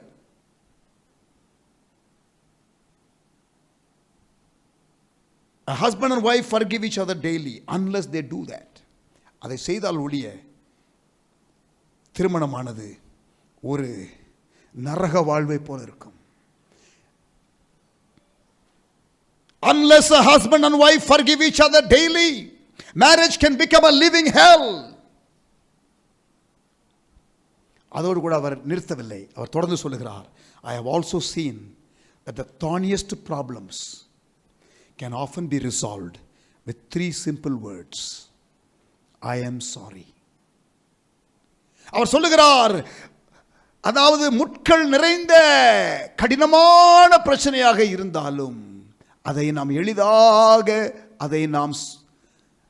அந்த பிரச்சனையிலிருந்து மக்களை வெளியில் கொண்டு வந்து விடலாம். அவர்கள், நான் தவறு செய்து விட்டேன், என்னை மன்னியுங்கள் என்ற வார்த்தையை சொல்லுகிறவர்களாக இருந்தால் பிரச்சனைகள் லகுவாகிவிடும் என்று சொல்லுகிறார். I have also seen, J.C. Arnold says, that the thorniest problems can often be resolved with 3 simple words.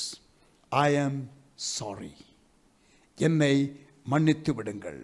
Amen. Praise the Lord. Hallelujah. எப்படி கொஞ்சம் கற்றுக்கொள்றீங்களா? பிரயோஜனமா இருக்குதா? இப்ப அடுத்து ஒரு பாடலை பாடி கர்த்தரை நாம் மகிமைப்படுத்துவோம். அதற்கு பிறகு நான் உங்களோடு கூட இந்த பொல்லாத உணர்வு, கசப்பு, இதை மேற்கொள்வது எப்படி, how to overcome bitterness என்ற காரியத்தை, நடைமுறை ஆலோசனையை நான் உங்களுக்கு சொல்லுவேன். இந்த கசப்பு உணர்வு நமக்கு இருக்கிறது என்பதை நாம் அறிந்திருக்கிறோம். இந்த அடையாளங்களை பார்க்கும் பொழுது depends to what degree we have. எல்லாருக்கும் ஓரளவுக்கு இது இருக்கத்தான் செய்யும். கம்ப்ளீட்டாக இதில் எனக்கு டோட்டலாக எனக்கு ஃப்ரீடம் இருக்கிறது, நான் யார் மேலே கொஞ்சம் கூட ஒரு எள்ளளவு கூட எனக்கு இல்லை அப்படின்னு சொல்லுவது ஆட்கள் இருக்க மாட்டார்கள். நாம் இன்னும் பூரணர் ஆகவில்லை, பூரணராகும் பாதையில் போய்கொண்டிருக்கின்றோம். ஆனால் இது நமக்கு இருக்கிறது என்று தெரிந்தால் அதை எப்படி ஓவர் கம் பண்ணுவது என்பதை நாம் இப்பொழுது பார்ப்பது நல்லது. Praise God. சரி, இப்போ ஒரு 3 காரியத்தை நான் உங்களுக்கு ஒரு இன்ஸ்பிரேஷனாக நான் சொல்ல விரும்புகிறேன். அதற்கு பிறகு இந்த பிராக்டிக்கலான இந்த ஓவர் கம் பண்ணுகிற காரியத்தை நாம் பார்க்கலாம். 3 காரியம் நன்றாக எழுதிக் கொள்ளுங்கள். 3 காரியம். 1, அறிவுக்கு எட்டாத அன்பு. 2வது, புத்திக்கு எட்டாத சமாதானம். 3வது, புரிந்து கொள்ள முடியாத மகிழ்ச்சி. எழுதிக் கொள்ளுங்க. 3 காரியங்கள். அறிவுக்கு எட்டாத அன்பு, 2வது புத்திக்கு எட்டாத சமாதானம், 3வது புரிந்து கொள்ள முடியாத மகிழ்ச்சி.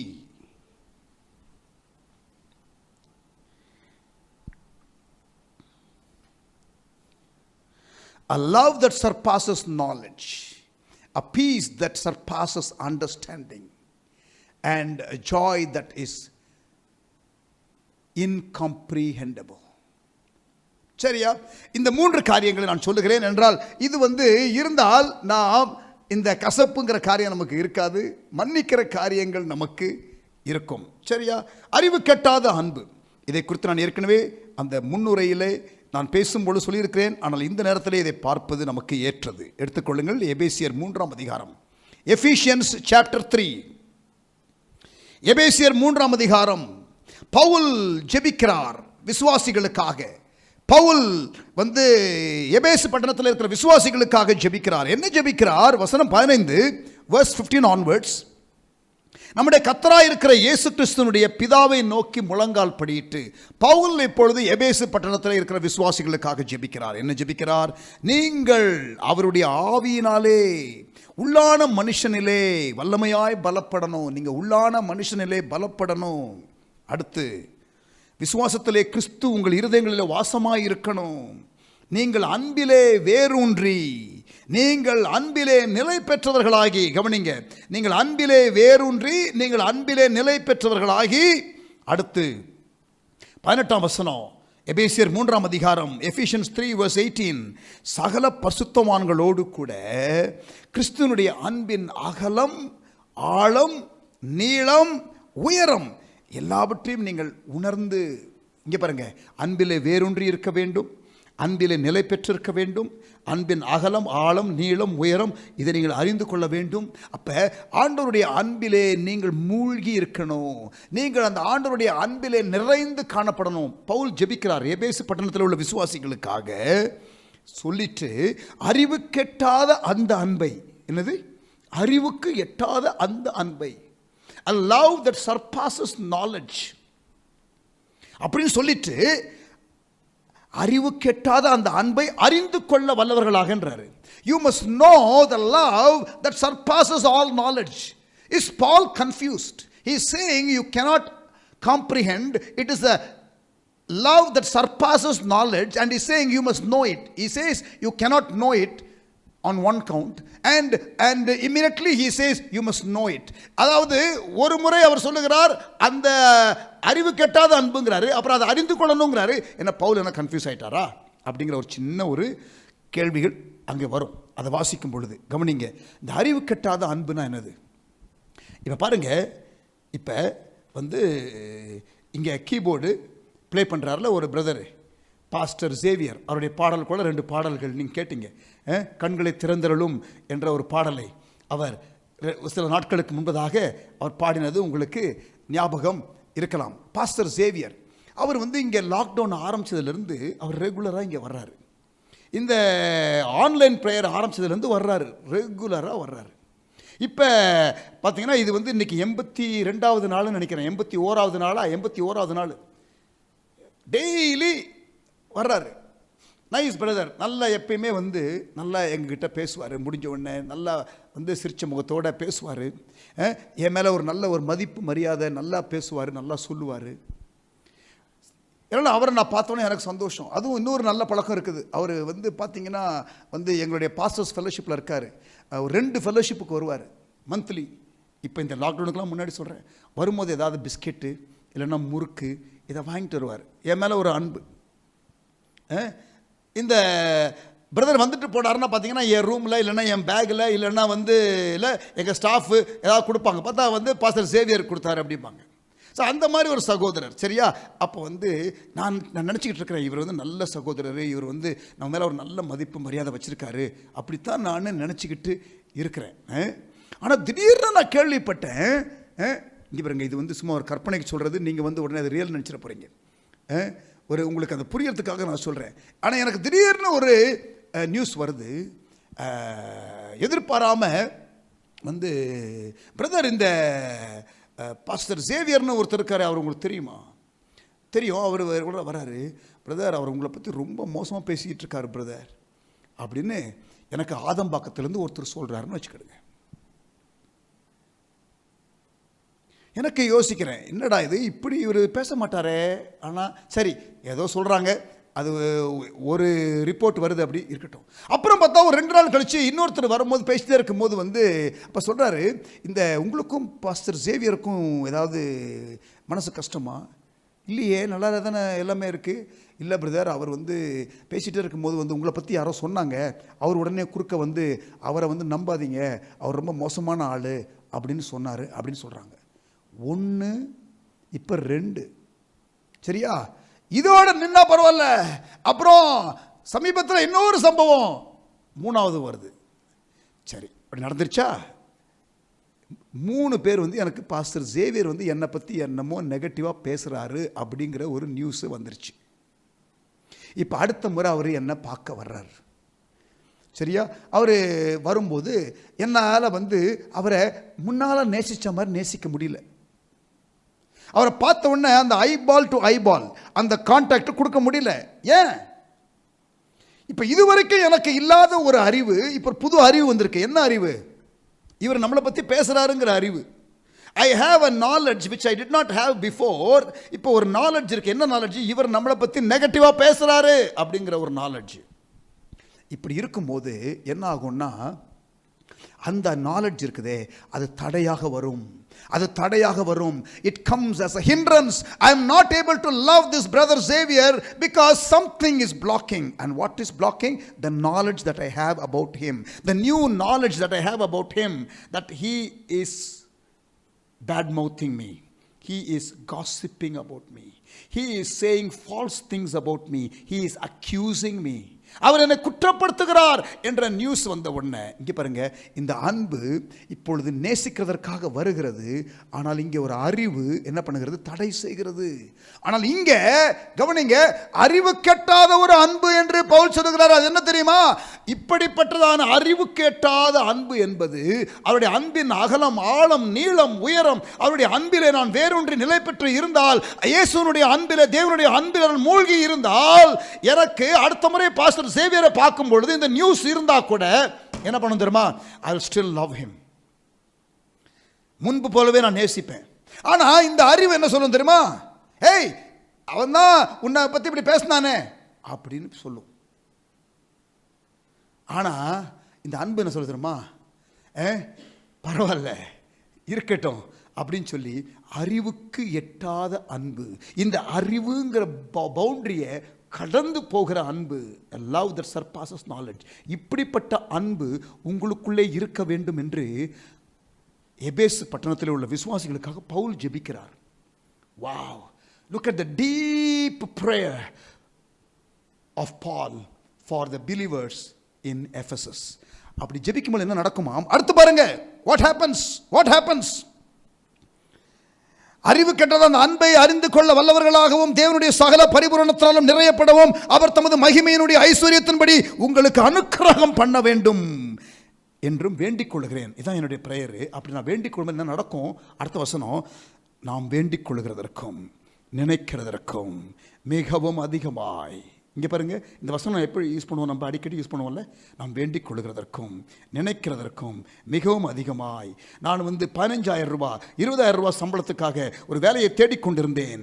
ஆனால் இப்பொழுது எனக்கு 25,000 ரூபாய் 30,000 ரூபாய் சம்பளத்தில் உள்ள ஒரு வேலை கிடைத்து விட்டது. நினைக்கிறதற்கும் வேண்டிக் கொள்கிறதற்கும் மிக அதிகமாக என கர்த்தர் செய்தார். கர்த்தருடைய நாமத்திற்கு ஸ்தோத்திரம். சாட்சிகள் சொல்ல கேட்டிருப்பீங்க. ஆனால் இந்த இடத்துல இந்த வசனம் நல்லா கவனிங்க. நாம் வேண்டிக் கொள்கிறதற்கும் நினைக்கிறதற்கும் மிகவும் அதிகமாய் நமக்கு உள்ளே, come on listen carefully, நமக்கு உள்ளே, நாம் வேண்டிக் கொள்கிறதற்கும் நினைக்கிறதற்கும் மிகவும் அதிகமாய் நமக்கு உள்ள கிரியை செய்கிற வல்லமையின்படியே something happens inside of you, a love that surpasses knowledge, which keeps loving people who are not lovable. அவர்கள் நேசிக்கப்படக்கூடிய தகுதி உள்ளவர்கள் அல்ல.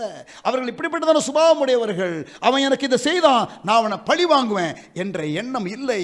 இந்த அறிவு கெட்டாத அன்பு, a love that surpasses knowledge. Pavul அதை இங்கே எபேசு பட்டணத்தில் உள்ள விசுவாசிகளுக்காக ஜெபிக்கிறார்.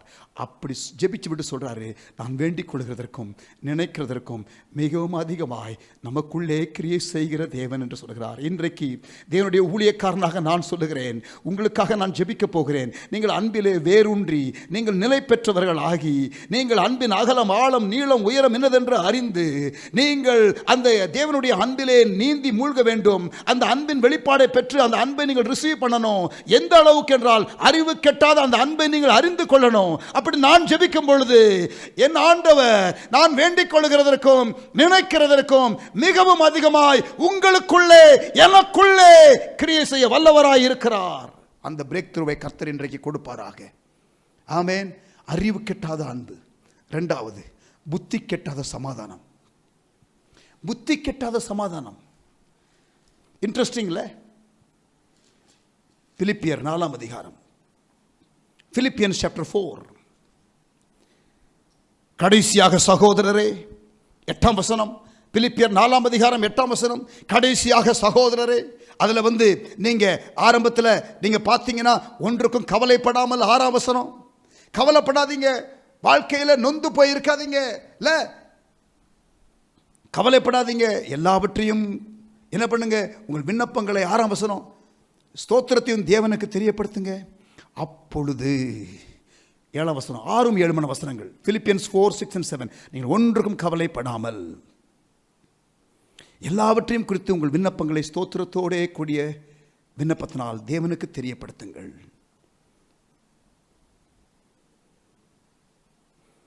அப்பொழுது எல்லா புத்திக்கும் எட்டாத தேவ சமாதானம் உங்கள் இருதயத்தையும் உங்கள் சிந்தைகளையும் கிறிஸ்து இயேசுவுக்குள்ளாக காத்துக்கொள்ளும். புத்தி கெட்டாத சமாதானம், ஆமென். நீங்கள் ஒரு ப்ரேயர் லைஃப், ஒன்றுக்கும் கவலைப்படாமல் எல்லாவற்றையும், இங்கே பாருங்க, இது ரொம்ப சிம்பிளாக சொல்லணும்னா, worry about nothing, pray about everything, give thanks in everything and think noble things. 4-point sermon இந்த பகுதியிலிருந்து கவனிங்க, நல்லா கவனிங்க. இங்க என்ன சொல்றாரு? ஒன்றுக்கும் கவலைப்படாமல், worry about nothing, எல்லாவற்றையும் குறித்து உங்கள் விண்ணப்பங்களை தேவனுக்கு தெரியப்படுத்துங்க. pray about everything, worry about nothing, pray about everything. அப்புறம் என்னது? எல்லாவற்றையும் நீங்க என்ன பண்ணுங்க? ஸ்தோத்திரத்தோட கூட விண்ணப்பத்தினால give thanks in all things. worry about nothing, pray about everything, give thanks in all things அப்படின்னு சொல்லிட்டு இதெல்லாம் செஞ்சீங்கன்னா எல்லா புத்திக்கும் எட்டாத தேவ சமாதானம் உங்களுக்கு வரும். புத்திக்கு எட்டாத சமாதானம். என்னடா இத்தனை பிரச்சனை இருக்குதே, நீ இது மாதிரி இப்போ சந்தோஷமா சமாதானமா இருக்கியே, அது புத்திக்கே எட்டாது. இவ்வளோ ப்ராப்ளம் இருக்கே, ஆனாலும் சமாதானமாக இருக்கிறோமே, இல்லை நமக்கே புரியாது. மற்றவங்க கூட இவ்வளோ பிரச்சனை இருக்குதே, சமாதானமாக இருக்கீங்களே, ரொம்ப கூலாக இருக்கீங்களே, பேனிக் பட்டனே ப்ரெஸ் பண்ண மாட்டேங்கிறீங்களே. புத்தி கெட்டாத சமாதானம். ஆமென். ஆவின் கனியில ஒன்று பீஸ், ஆவின் கனியில ஒன்று சந்தோஷம். ஹல்லேலூயா, ஆமென். ஆவின் கனியில ஒன்று அன்பு. இந்த 3 காரியம் சொல்றேன். அறிவு கெட்டாத அன்பு, இந்த புத்தி கெட்டாத சமாதானம், இந்த புரிந்து கொள்ள முடியாத சந்தோஷம், இதெல்லாமே ஆவின் கனி. இது நமக்குள்ள வளர்ந்து விட வேண்டும். அதற்காகத்தான் இந்த நாட்களில் இந்த பாடங்கள். இந்த 3 காரியம் சொன்னாரா? pray about everything, worry about nothing, give thanks in all things. நீங்கள் ஒன்றுக்கும் கவலைப்படாதீங்க, எல்லாவற்றையும் குறித்து ஸ்தோத்திரம் பண்ணுங்க, நீங்கள் கவலைப்படாதீங்க. இந்த 3 சொல்லிட்டு புத்தி கெட்டாத தேவ சமாதானம்னு சொல்லிட்டாரா? அதுக்கப்புறம் ஒன்று மறந்துட்டாரு. முதல்ல 3 பாயிண்ட் சொல்லிட்டு அப்புறம் இந்த புத்தி கெட்டாத சமாதானம்னு சொல்லிட்டு அப்புறம் ஒன்று மறந்துட்டாரு. 8ஆம் வசனத்தில் சொல்றாரு பாருங்க. கடைசியாக சகோதரரே, ஒன்று மறந்துட்டேன், ஒரு பாயிண்ட் விட்டுட்டேன். உண்மை உள்ளவைகள் எவைகளோ, ஒழுக்கம் உள்ளவைகள் எவைகளோ, நீதி உள்ளவைகள் எவைகளோ, கற்புள்ளவைகள் எவைகளோ, அன்புள்ளவைகள் எவைகளோ, நற்கீர்த்தி உள்ளவைகள் எவைகளோ, புண்ணியம் எதுவோ, புகழ் எதுவோ, அவைகளையே சிந்தித்துக் கொண்டிருங்கள். One more thing I forgot அப்படின்னு சொல்லி is adding one more thing. Think about Nobel things. worry about nothing, pray about everything, give thanks in all things and keep thinking noble things, and you will have the peace that passes all understanding, a love that surpasses knowledge, and a peace that passes all understanding. புத்தி கெட்டாத அன்பு, அறிவு கெட்டாத அன்பு, புத்தி கெட்டாத சமாதானம். 3வது என்ன சொன்னேன்? புரிந்து கொள்ள முடியாத மகிழ்ச்சி. அதாவது பவுலும் சீலாவும் ஜெயிலில் பாடுறாங்களே, அது புரிந்து கொள்ள முடியாத ஒரு சம்பவம். கர்த்தர் கொடுத்தார், கர்த்தர் எடுத்தார், கர்த்தருக்கு ஸ்தோத்திரம் பண்ணு, ஆண்டவரை தேங்க் பண்ற ஹார்ட் யோபுக்கு இருந்துச்சே, அது புரிந்து கொள்ள முடியாத காரியம். ஆபக்குக் தீர்க்கதரிசி, ப்ராஃபெட் ஆபக்குக், அவர் சொல்றாரே, அத்திமரம் துளிர் விடாமல் போனாலும், திராட்சை செடிகள் பழம் உண்டாகாமற் போனாலும், ஒலிவ மரத்தின் பலன் அற்று போனாலும், வயல் தானியத்தை விளைவியாமற் போனாலும், கிடையில் ஆட்டு மந்தைகள் முதலற்று போனாலும், தொழுவத்தில் ஆடு இல்லாமற் போனாலும், 6 காரியம் சொல்றார். சொல்லிட்டு இதெல்லாம் இல்லாமல் போனால் கூட நான் கர்த்தருக்குள் மகிழ்ச்சியாக இருப்பேன்.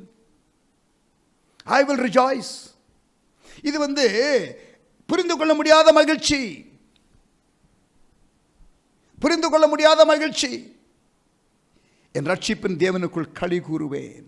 பவுல் ஜெயிலுக்குள்ள இருக்கிறாரு, இப்ப மகிழ்ந்து களி கூறு, மகிழ்ந்து களி கூறு, rejoice and again I say rejoice என்று எழுதுகிறாரே, அது புரிந்து கொள்ள முடியாத மகிழ்ச்சி. அது அவருக்கு இருக்கிறது, அதே போல உங்களுக்கும் இருக்க வேண்டும் என்று பவுல் பிலிப்பியருக்கு எழுதுகிறார். அறிவு கெட்டாத அன்பு, புத்தி கெட்டாத சமாதானம், புரிந்து கொள்ள முடியாத சந்தோஷம், மகிழ்ச்சி. ஆமென். இதெல்லாம் நிரம்பி இருக்கும் பொழுது இந்த கசப்புங்கிற வேறு பிடுங்கப்படும், இருக்காது. ஸோ வேகமாக பார்க்கலாமா? How to over come bitterness. இந்த கசப்பை மேற்கொள்வது எப்படி? இந்த கசப்பை மேற்கொள்வது எப்படி?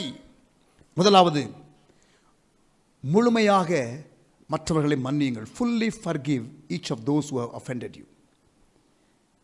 எல்லாரையும் நீங்க மனதார மன்னிச்சிருங்க. அவர்கள் தகுதியானவர்களோ தகுதி இல்லாதவர்களோ அது பொருட்டே அல்ல. உங்களுக்குள்ளே கசப்புங்கிற வேறு விடக்கூடாது. அது உங்களுக்கு நல்லது அல்ல. நீங்கள் அந்த ஃபர்கிவ்னஸை ரிலீஸ் பண்ணிருங்க. நீங்கள் அந்த ஃபர்கிவிங் ஆட்டிடியூடுக்கு வந்துருங்க. அதுதான் உங்களுக்கு நல்லது. ஃபுல்லி ஃபர்கிவ், அறகுறையா இல்லை, முழுமையாக மன்னியுங்கள். மன்னிச்சிடறோம் பாஸ்டர், ஆனால் மறக்க முடியல பாஸ்டர் அப்படின்னு சிலர் சொல்வீங்க. பரவாயில்ல, மறக்கிறதுல கொஞ்சம் நாள் ஆகட்டும், நோ ப்ராப்ளம். ஆனால் நீங்கள் அவங்கள நேசிக்க ஆரம்பிச்சிங்கன்னா, அவங்கள நீங்கள் பகைவர்களுக்காக ஜெபிக்க ஆரம்பிச்சிங்கன்னா, உங்களுக்கு அதை மறக்கக்கூடிய கிருபையும் ஆண்டவர் கொடுப்பார். அந்த காயங்களை ஆற கர்த்தர் உங்களுக்கு கொடுப்பார். First forgive each of those who offended you. பேராக நீங்கள் எழுதி வச்சு, யாரெல்லாம் உங்களை அஃபெண்ட் பண்ணாங்களோ, யாரெல்லாம் உங்களை காயப்படுத்தினாங்களோ, யார் மேலெல்லாம் கசப்பு இருக்குதோ, அவங்க பேரெல்லாம் அப்படியே எழுதி எழுதி எழுதி எழுதி எழுதி எழுதி வச்சு நீங்கள் என்ன பண்ணுங்க, நீங்கள் அவங்களுக்காக நீங்கள் ஜெபம் பண்ணுங்க. நீங்கள் அவங்களுக்காக நீங்கள் ஜெபம் பண்ணுங்க.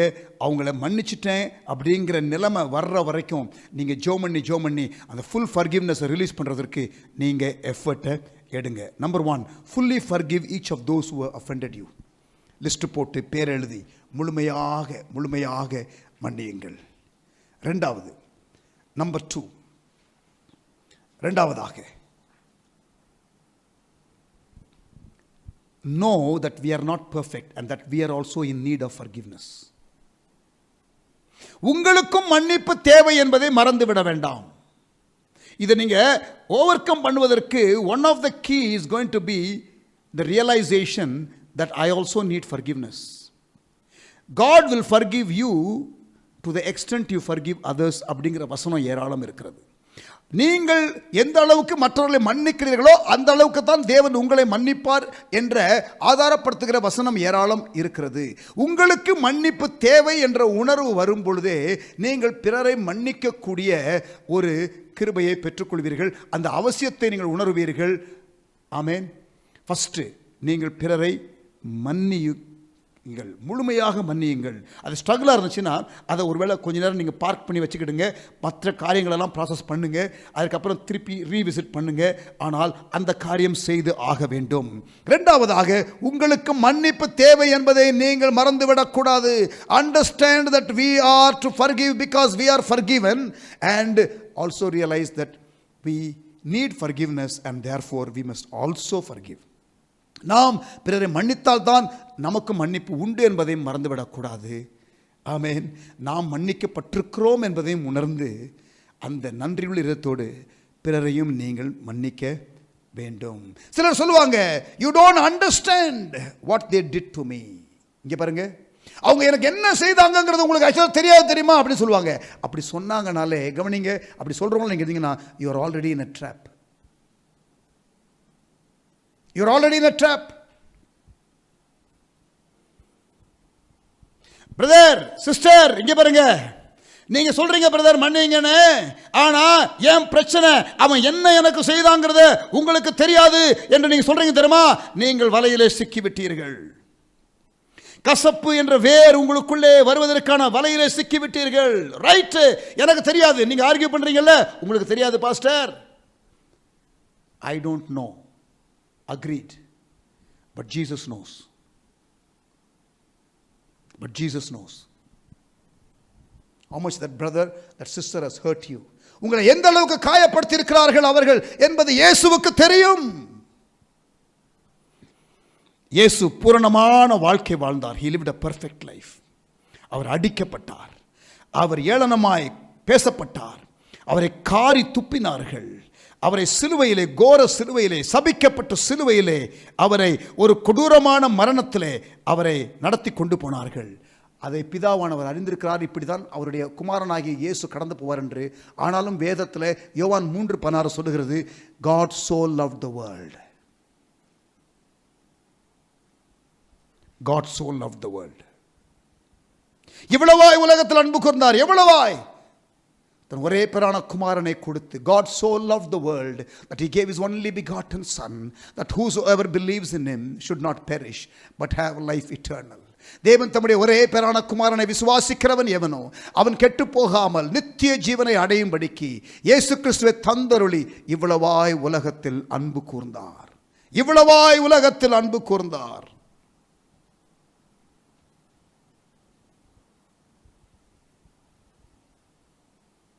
No, they don't deserve it அப்படின்னு சொல்லுவீங்கல்ல, அவங்களுக்கு அந்த மன்னிப்பை கொடுக்க சொல்றீங்க. அவர்கள் தகுதியானவர்கள் அல்ல. They don't deserve it. Friends, you and I don't deserve salvation. You and I don't deserve salvation. நீங்களும் நானும் இந்த பாவ மன்னிப்பின் காரியத்தை இயேசுவிடத்தில் பெற்றுக்கொள்வதற்கு தகுதியானவர்களா? No. But still Jesus did it. Amen. நான் சொல்லட்டுமா, உங்களுக்கு மன்னிக்க முடியவில்லை என்றால் you have failed to fix your eyes on Jesus. You are fixing your eyes too much on yourself. உங்களால் மன்னிக்க முடியாத காரணம் தெரியுமா? நீங்கள் இயேசுவின் மீது அவ்வளவாக நீங்கள் உங்கள் கண்களை வைக்கவில்லை. உங்கள் பேரில் தான் உங்களுடைய கண்கள் இருக்கிறது. It's all about you. I am hurt. I am hurt. You don't know what I went through.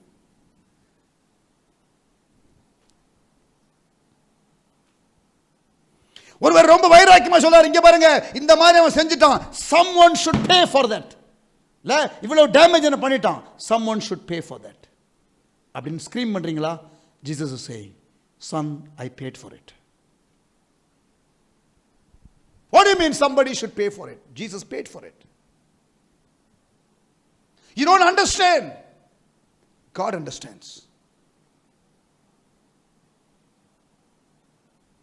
நான் எவ்வளவு பாதிக்கப்பட்டிருக்க தெரியுமா? You are focusing on yourself. நீங்க ரொம்ப உங்களையே ஃபோக்கஸ் பண்றீங்க, ஆண்டவரை ஃபோக்கஸ் பண்ணல. யார் என்னை புரிந்து கொள்கிறது? ஆண்டவர் புரிந்து கொள்கிறார். ஆண்டவர் அந்த லார்ட்ஸ் பிரேயர்னு சொல்லுவோமே, அல்லது டிசைபிள்ஸ் பிரேயர்னு நம்ம சொல்லுவோமே, அல்லது மிஷனரி பிரேயர்னு கூட சொல்லலாம். அந்த இயேசு கற்றுக் கொடுத்தாரு சிஷ்யர்களுக்கு ஜெபிக்கிறதுல, அதில் அவர் சொல்லிக் கொடுத்த என்ன தெரியுமா? நாங்கள் பிறரின் குற்றங்களை மன்னிக்கிறது போல எங்கள் குற்றங்களை எங்களுக்கு மன்னியும். சில சபைகளில் நம்ம இதை ஆல்மோஸ்ட் எவ்ரி சண்டே சொல்கிற ஜெபம். And do we really mean it? Do we really understand the depth of that phrase in that prayer? அந்த ஜெபத்தில் இருக்கிறதான அந்த சொற்றொடரினுடைய அர்த்தத்தை முழுமையாக புரிந்திருக்கிறோமா?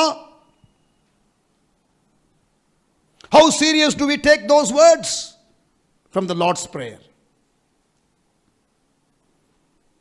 C.S. Lewis என்ற ஒரு எழுத்தாளர் அவர் சொல்லுகிறார், கவனிங்க, to forgive the incessant provocations of daily life, to keep on forgiving the bossy mother-in-law, to keep on forgiving the bullying husband, to keep on forgiving the nagging wife, to keep on forgiving the selfish daughter, and to keep on forgiving the deceitful son. C.S. Lewis கேள்வி கேட்கிறார். அதாவது நம்மை ஆட்டி படைக்கிற மாமியாரு, நம்மை கொடூரமாய் நடத்துகிறதான புருஷன், நம்மை நச்சரிக்கிற மனைவி, சுயநலவாதமாக இருக்கிறதான மகள், நம்மை ஏமாற்றுகிற மகன், இப்படிப்பட்டதான காரியங்கள் வாழ்க்கையிலே அன்றாடம் இருக்கும் பொழுது எப்படி மன்னிப்பது என்ற கேள்வியை எழுப்புகிறீர்களே. C.S. Lewis சொல்லுகிறார், how can we do it? Only I think by remembering where we stand, by meaning our words when we say in our prayers each night, forgive our trespasses as we forgive those who trespass against us. நாங்கள் எங்கள் ஆண்டவரே, நாங்கள் மீறுதல்கள் வழியாய் கடந்து போகும்பொழுது எங்களை நீர் மன்னிக்கிறீரே ஆண்டவரே என்று சொல்லி, அதே போல நாங்களும் பிறரை மன்னிக்க எங்களுக்கு கிருபை தாரும் என்று நீங்கள் கேட்டால்தான் அந்த கிருபையை பெற்றுக்கொள்ள முடியும் என்று C.S. Lewis சொல்லுகிறார். ஆமென், ஹல்லேலூயா.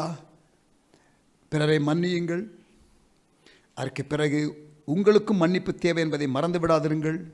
மூன்றாவதாக, நான் ஏற்கனவே இதை சொல்லிவிட்டேன், மூன்றாவதாக ரோமர் 12ஆம் அதிகாரம் 14-21, மத்தேயு 5ஆம் அதிகாரம் 44.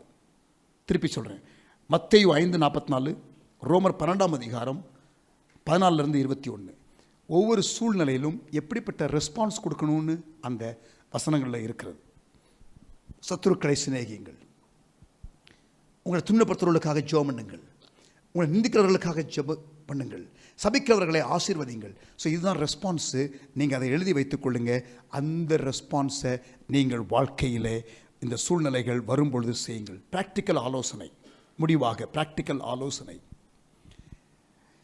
யாரெல்லாம் உங்களை காயப்படுத்தியிருக்கிறார்களோ அந்த பெயர்களெல்லாம் எழுதுங்க. அந்த பெயர்களெல்லாம் எழுதுங்க. Take it as an exercise, as a follow up exercise. யாரெல்லாம் உங்களை காயப்படுத்தியிருக்கிறாங்களோ அவங்க பெயர்களெல்லாம் எழுதுங்க. எழுதி ஒரு ப்ரேயர் லிஸ்ட் மாதிரி அதை மாற்றி அவர்களுக்காக தொடர்ந்து ஜெபிக்க ஆரம்பிங்க. உங்களை துன்பப்படுத்துறவர்களுக்காக ஜெபியுங்கள், உங்களை நிந்திக்கிறவர்களுக்காக ஜெபியுங்கள். மத்தேயு 5:44 சொன்னது. கர்த்தர் உங்களுக்கு முழுமையாக ஜெபிக்க ஆரம்பித்த உடனே காலப்போக்கில் இமீடியட்டாக முடியாவிட்டாலும் கர்த்தர் கொஞ்சம் கொஞ்சமாக அந்த வேரை, அந்த கசப்புங்கிற வேர்லேருந்து அப்படியே பிடுங்கி உங்களை அப்படியே வெளில கொண்டு வருவார். அப்புறம் மனதார மன்னிக்கக்கூடிய ஒரு நிலைக்கு நீங்கள் வருவீர்கள். ஒரு மிராக்குலஸாக ஆண்டவர் செய்யவும் முடியும். சம்டைம்ஸ் ப்ரோக்ரெசிவாக வரும். ஆனால் நீங்கள் சரண்டர் பண்ணி விட்டு கொடுத்து நீங்கள் இந்த காரியத்தில் வளர வேண்டும். ஏனென்றால் இது இருந்தால் கிருபை போக்கடிக்கப்படும், ஆவியானவர் துக்கப்படுவார். நீங்கள் இது பேய்த்தனத்துக்கு அடுத்த காரியம் என்றெல்லாம் மிக கடினமான வசனங்கள் எல்லாம் நாம் அதிகமாக நேற்றும் பார்த்தோம், நாம் இன்றும் பார்த்தோம். ரெண்டாவதாக ப்ராக்டிக்கல். முதலாவது பெயர்கள் எல்லாம் எழுதி யாரெல்லாம் அவங்களை காயப்படுத்துனாங்களோ அவங்களுக்கு வச்சு ஜெபம் பண்ணுங்க. குடும்பமே பார்க்குற மாதிரி, ஊரே பார்க்குற மாதிரி லிஸ்ட்டு போட்டு தான் என்னுடைய ப்ரேயர் லிஸ்ட்டு, இவங்களாம் என்னை காயப்படுத்திருக்கிறாங்க, இவங்களுக்காக ஜெபிக்கிறேன். அப்படி சொல்லிடாதீங்க, பிரச்சனை பெருசாயிரும். தனியாக குயட்டை யாருக்கும் தெரிய வேண்டாம். எழுதி ஜெபம் பண்ணிக்கிட்டே இருங்க. ரெண்டாவது எந்த சூழ்நிலைகள், write out a list of situations that most often hurt or offend you. எந்த மாதிரி சூழ்நிலையில் நீங்கள் ரொம்ப ஆக்சுவலாக காயப்படுறீங்க, எந்த மாதிரி சூழ்நிலையில் நீங்கள் காயப்படுறீங்க, ஹர்ட் ஆகுறீங்க.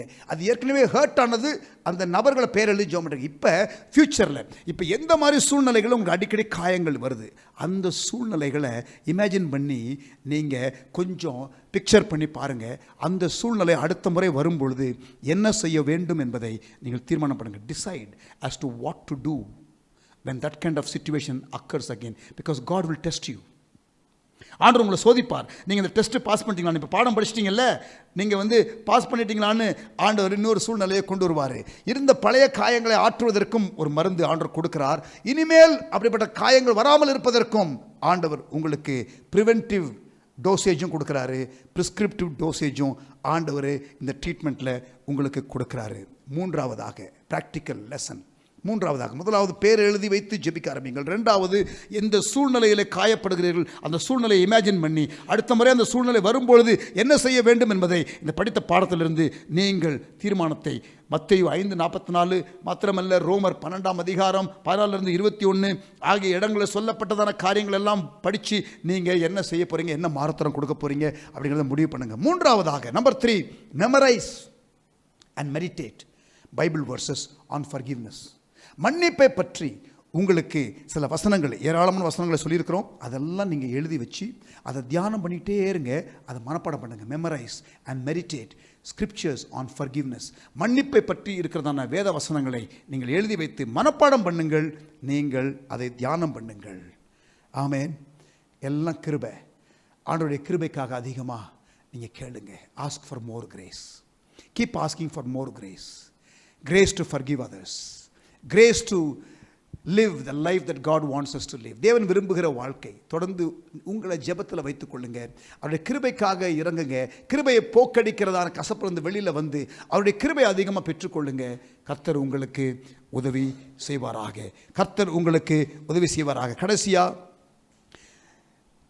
நான் ஏற்கனவே சொன்னேன், ஆரம்பத்தில் மன்னிக்க முடியல, அவங்க மன்னிப்பு கேட்கலன்னா என்ன பண்ணுறது? அவங்க மன்னிப்பு கேட்கல, மன்னிப்பு கேட்டு நான் மன்னிக்கிறேன் பிரதர், ஆனால் அவங்க மன்னிப்பே கேட்கல பிரதர், அவங்க மன்னிப்பு கேட்க சொல்லுங்க பிரதர், நான் மன்னிச்சிடறேன். எத்தனை பேர் மன்னிப்பு அவங்க கேட்டால் கூட அவங்க மன்னிக்க மாட்டாங்க. ஆனால் நான் அவங்க கேட்டாங்கன்னா மன்னிக்கிறேன் பிரதர், அவங்கள முதல்ல கேட்க சொல்லுங்க பிரதர், அவங்க தப்புன்னு உணர சொல்லுங்க பிரதர் அப்படின்னு ஆர்கியூ பண்ணுவாங்க. இங்கே பாருங்க, இயேசு சிலுவையில் இருக்கும் பொழுது அந்த ரோம போர்ச்சேவர்களை பார்த்து அவர்களுக்காக இறக்கப்பட்டு பிதாவினிடத்தில், பிதாவே இவர்கள் செய்கிறது என்னதென்று தெரியாமல் செய்கிறார்கள், இவர்களை மன்னியும் என்று சொன்னார். அவர்கள் மன்னிப்பு கேட்கல. ஸோ கிரைஸ்ட் லைக்னஸ்ன்னு சொல்லும் பொழுது அவங்க மன்னிப்பு கேட்குறாங்களோ கேட்கலையோ, நீங்கள் ஃபர்கிவ்னஸை ரிலீஸ் பண்ணிடுங்க. That should be your part. அவர்கள் மன்னிக்கிறார்களோ அல்லது மன்னிப்பை பெற்றுக்கொள்கிறார்களோ இல்லையோ, whether it is appropriated in their life or not, it is their call. But you don't hold back. You release and you walk free. You walk free. நீங்கள் விடுதலையோடு நடங்கள். ஆமென். கர்த்தர் உங்களை ஆசீர்வதிப்பாராக. இப்பொழுது நாம் ஜெபிக்க போகின்றோம். இப்பொழுது நான் ஜெபிக்க போகின்றேன். கடைசியாக ஒரு பாடலை பாடி கர்த்தரை மையப்படுத்த போகின்றோம். ஆனால் இப்போ I'm going to pray a prayer of deliverance. எல்லாரும் கண்களை மூடிக்கொள்ளுங்க. Every eye closed. எல்லாரும் கண்களை மூடிக்கொள்ளுங்க. Thank you Jesus. Hallelujah. எல்லாரும் கண்களை மூடிக்கொள்ளுங்க. இருக்கிற இடத்துல எல்லாரும் முழங்கால் படியிட்டுக் கொள்ளுங்க. உள்ளுக்குள்ள உங்களுக்குள்ள ஒரு குமுறல், உங்களுக்குள்ள ஒரு கதறல். ஐயோ, இவன் அப்படி செஞ்சுட்டான், அவன் இப்படி செஞ்சுட்டான், இவ அப்படி செஞ்சுட்டா, அவ இப்படி செஞ்சுட்டா, அவளுக்கு ஏதாவது ஒரு சம்பவம் நடக்கணும், என் வீட்டில் நடந்த சம்பவம் அவ வீட்லையும் நடக்கணும், அவ கஷ்டப்படுறதை நான் பார்க்கணும். அப்படிப்பட்ட ஒரு சேடிஸ்டாக நீங்கள் சிலர் இருக்கிறீங்க. நல்ல முழங்கால் படியிட்டு ஆண்டவர் அதை உங்களுக்கு படம் பிடித்து காட்டுகிறார். உங்களுக்குள்ள இப்போ கோபம் வருது. இந்த டீச்சிங்கை நீங்கள் கேட்க கேட்க கேட்க ஆக்சுவலாக ஒரு பக்கம் உங்களுக்கு கேட்கணும்னு ஒரு பக்கம் இருந்தாலும், இன்னொரு பக்கம் அந்த பழைய சம்பவங்கள் எல்லாம் ஞாபகப்படுத்தினது போல இருக்கிறது. நீங்கள் பலருடைய முகங்கள் உங்களுக்கு முன்பாக வருகிறது. அவர்களுக்கு ஏதாயிலும் ஒரு தீங்கு நடக்க வேண்டும் என்று உங்களுக்குள்ளே ஒரு ஆசை இருந்து கொண்டே இருக்கிறது. அந்த ஆசையை உங்களால் அடக்க முடியவில்லை. அந்த ஆசை பெருகி கொண்டு தான் இருக்கிறது. நான் விரும்பாவிட்டாலும், நான் அப்படி இருந்தாலும் ஒரு காரியத்தை ஆண்டவரை நீங்கள் செய்யுங்க. ஒரு கை பாருங்க, அவன் கை கால் போகணும், அப்படியெல்லாம் விரும்புகிறதான ஒரு காழ்ப்புணர்ச்சி உங்களுக்குள்ள இருக்கிறது. எல்லாம் முழங்கால் படியிட்டுக் கொள்ளுங்க. இருக்கிற இடத்துல, வீடுகளில் எல்லாரும் கண்களை மூடி இருங்க. இந்த வேளையில் ஆண்டவர் உங்களுக்கு ஒரு கிருபையை தர நான் ஜெபிக்க போகிறேன். Lord should give you grace to come out of it. பாவம் பெருகிற இடத்துல கிருபை பெருகும் என்று வேதம் சொல்லுகிறது. அந்த கிருபை, உங்களை குழியிலிருந்து தூக்கி எடுக்கிறதான கிருபை, அந்த கிருபை. இங்கே பாருங்க, பைபிளில் பலவிதமான கிருபைகள் இருக்கிறது. ஆனால் இப்பொழுது உங்களை குழியிலிருந்து தூக்குகிற கிருபை, பாவம் பெருகுகிற இடத்துல கிருபை பெருகும் என்று சொல்லப்பட்டிருக்கிறதே, அந்த கிருபை. ஆன்டிபயோட்டிக்ஸ், பாக்டீரியா அதிகம் ஆயிருச்சு, உடம்புல வைரஸ் பரவிக்கிட்டு இருக்கிறது. இப்ப ஸ்ட்ராங் டோஸ், இது ஆன்டிபயோட்டிக்ஸ். இயேசு உங்களுக்கு அந்த கிருபையை கொடுக்க விரும்புகிறார். நல்ல தாழ்த்து சகோதரனே, நல்ல தாழ்த்து சகோதரியே, ஐயா அம்மா, உங்களுக்கு வயசு ஆயிருச்சு, ஆனா நீங்க நிறைய பேர் மேல இன்னும் அன்செட்டில்டு அக்கௌண்ட்ஸ் வச்சிருக்கிறீங்க. உங்களுக்கு கல்லறைக்கு போகிற வயசு வந்தாலும் இன்னும் பிடிவாத குணம் மட்டும் உங்களை விட்டு போகல. சகோதரியே, சகோதரனே, ஏன் இந்த உணர்வு? இப்படிப்பட்ட உணர்வோடு கூட நீங்கள் வாழ்க்கையை முடிக்கணுமா? வேண்டாம் சகோதரியே, வேண்டாம் தாயே, வேண்டாம் தகப்பனே. ஆண்டவர் உங்களோட கூட பேசி கொண்டிருக்கிறார். வயசான காலத்தில் எல்லாம் நான் இத்தனை வருஷமாக இருந்துட்டேன் அப்படின்னு சொல்லாதீங்க.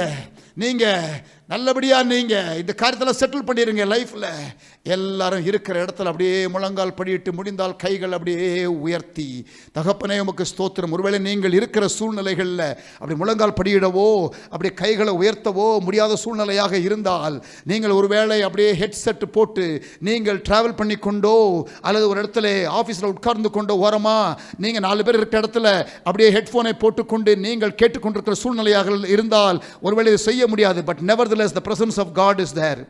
தேவனுடைய பிரசன்னம் அங்கே இருக்கிறது.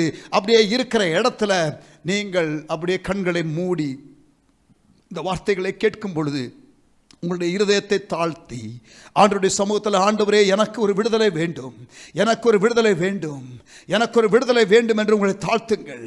நான் பார்க்கிறேன் அநேகருடைய இருதயத்திலே அந்த கசப்பான வேறு, அப்படியே அந்த வேறு ஆட்டம் காண்கிறதை, அந்த வேறு அப்படியே அசைகிறதை, அது பிடுங்கப்படுவதற்கு அந்த சாயிலை விட்டு அது அப்படியே அகன்று வருகிறதை நான் பார்க்கிறேன். தாழ்த்துங்க சகோதரனே, தாழ்த்துங்க சகோதரியே, இயேசுவின் நாமத்தினால.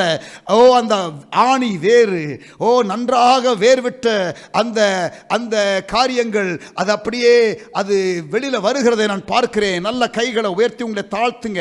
கர்த்தருடைய கிருபையானது உங்களுக்கு ஊற்றப்படுகிறது. In the name of Jesus, in the name of Jesus, எல்லா பொல்லாத பிசாசினுடைய அந்த உணர்வுகள் ஆண்டவரே வேரோடு பிடுங்கப்படுவதாக, பிடுங்கப்படுவதாக. Free in Jesus name. இயேசுவின் நாமத்தினாலே சகோதரனே, சகோதரியே, விடுதலை பெற்றுக்கொள்.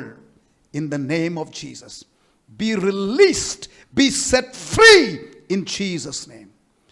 இயேசுவின் நாமத்தினாலே பொல்லாத பிசாசே, பொல்லாத பிசாசே, இயேசுவின் நாமத்தினாலே கையை எடு, இயேசுவின் நாமத்தினாலே.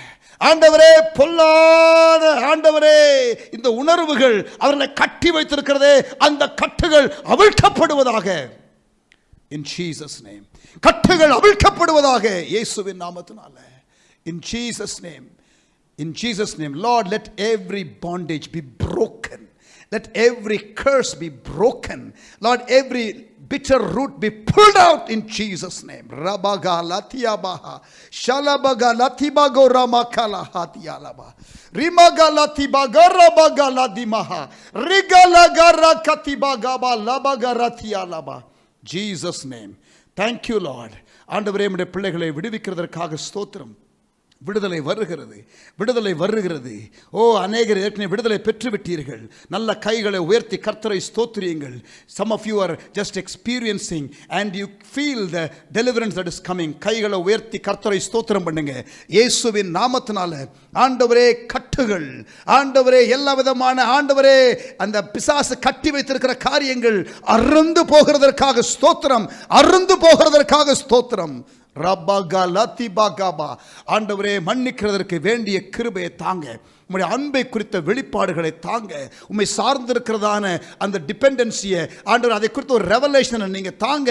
ஆண்டவரே, ஜெப வாழ்க்கை ஆண்டவரே, புத்தி கெட்டாத சமாதானத்தை பெற்றுக்கொள்வதற்கு, ஆண்டவரே, அறிவு கெட்டாத அன்பை பெற்றுக்கொள்வதற்கு, அன்பை குறித்த வெளிப்பாடு இயேசுவின் நாமத்தினாலே உண்டாவதாக. Thank you Lord. ஆண்டவரே, அந்த புரிந்து கொள்ள முடியாத மகிழ்ச்சியை பெற்றுக்கொள்வதற்கு, அந்த ஒரு பெர்ஸ்பெக்டிவை, அந்த ஒரு மைண்ட் செட்டை, அந்த ஒரு பேரடைமை, அந்த ஒரு மைண்ட் கண்டிஷனை ஆண்டவரே கொண்டு வருவதற்கு, ஆண்டவரே, மைண்டை ரீப்ரோகிராம் பண்ணுவீராக. இயேசுவின் நாமத்தினாலே இந்த காரியங்கள் மனதிலே ஊறி இருக்கிறது, இருதயத்திலே ஊறி இருக்கிறது. இருதயத்திலிருந்து வேர் பிடுங்கப்படுவதாக, மனதிலே இருந்து அந்த மைண்ட் செட் எல்லாம் மாறுவதாக.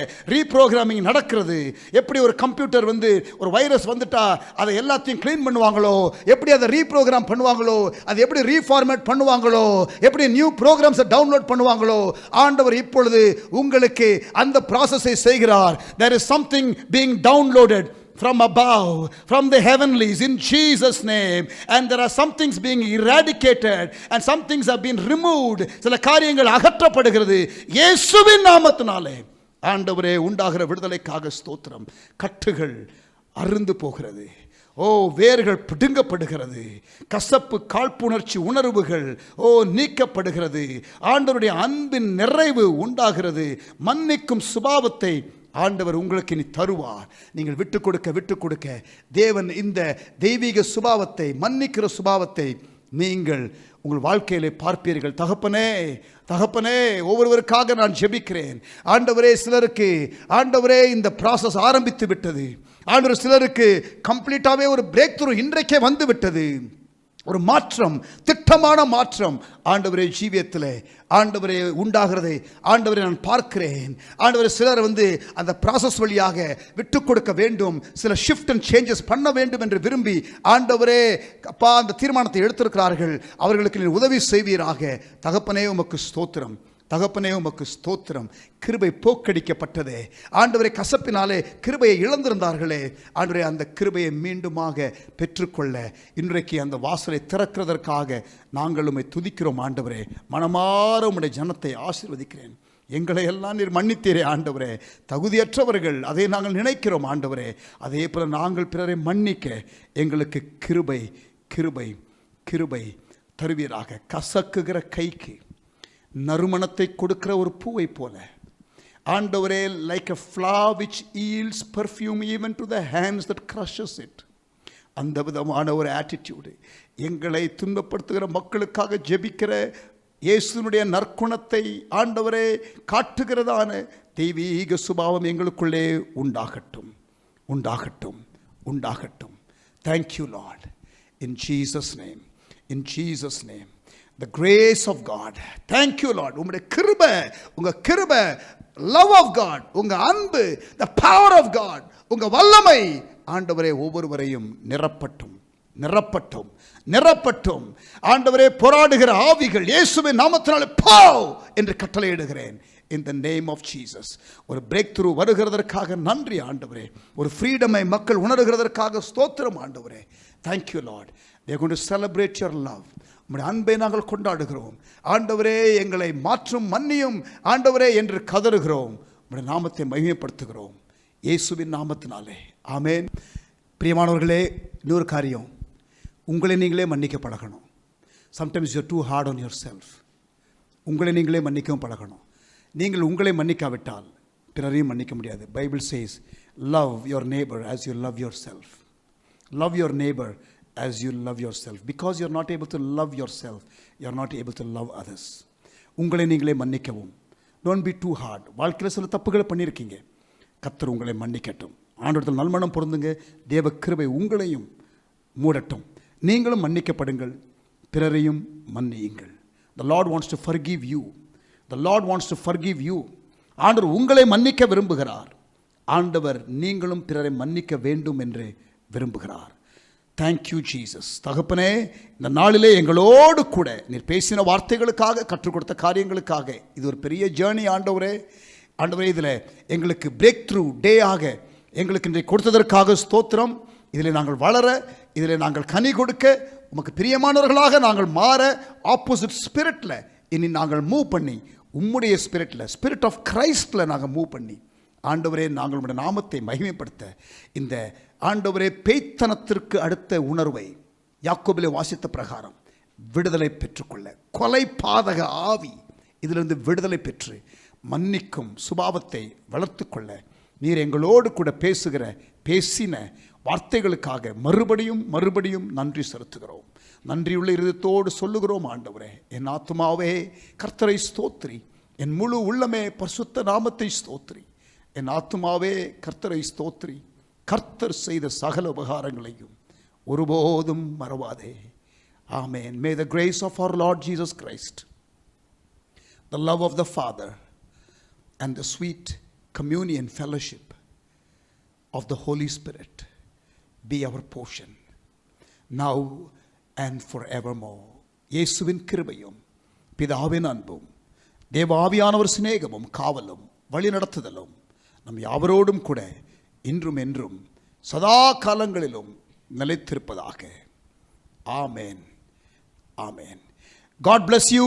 நாளைய தினத்தில் இன்னொரு ஜெயண்ட். இதுவரைக்கும் 3 ஜெயண்ட்டை டீல் பண்ணியிருக்கிறோம். பெருமை, கோபம், கசப்பு, மன்னிக்க முடியாத தன்மை. நாளைக்கு இச்சை, லஸ்ட் என்ற ஒரு dirty emotion. we are going to deal with that tomorrow. கர்த்தர் நமக்கு உதவி செய்வாராக. ஜெபித்துக் கொள்ளுங்கள். நாளை தினத்தில் உங்களை சந்திக்கிறேன்.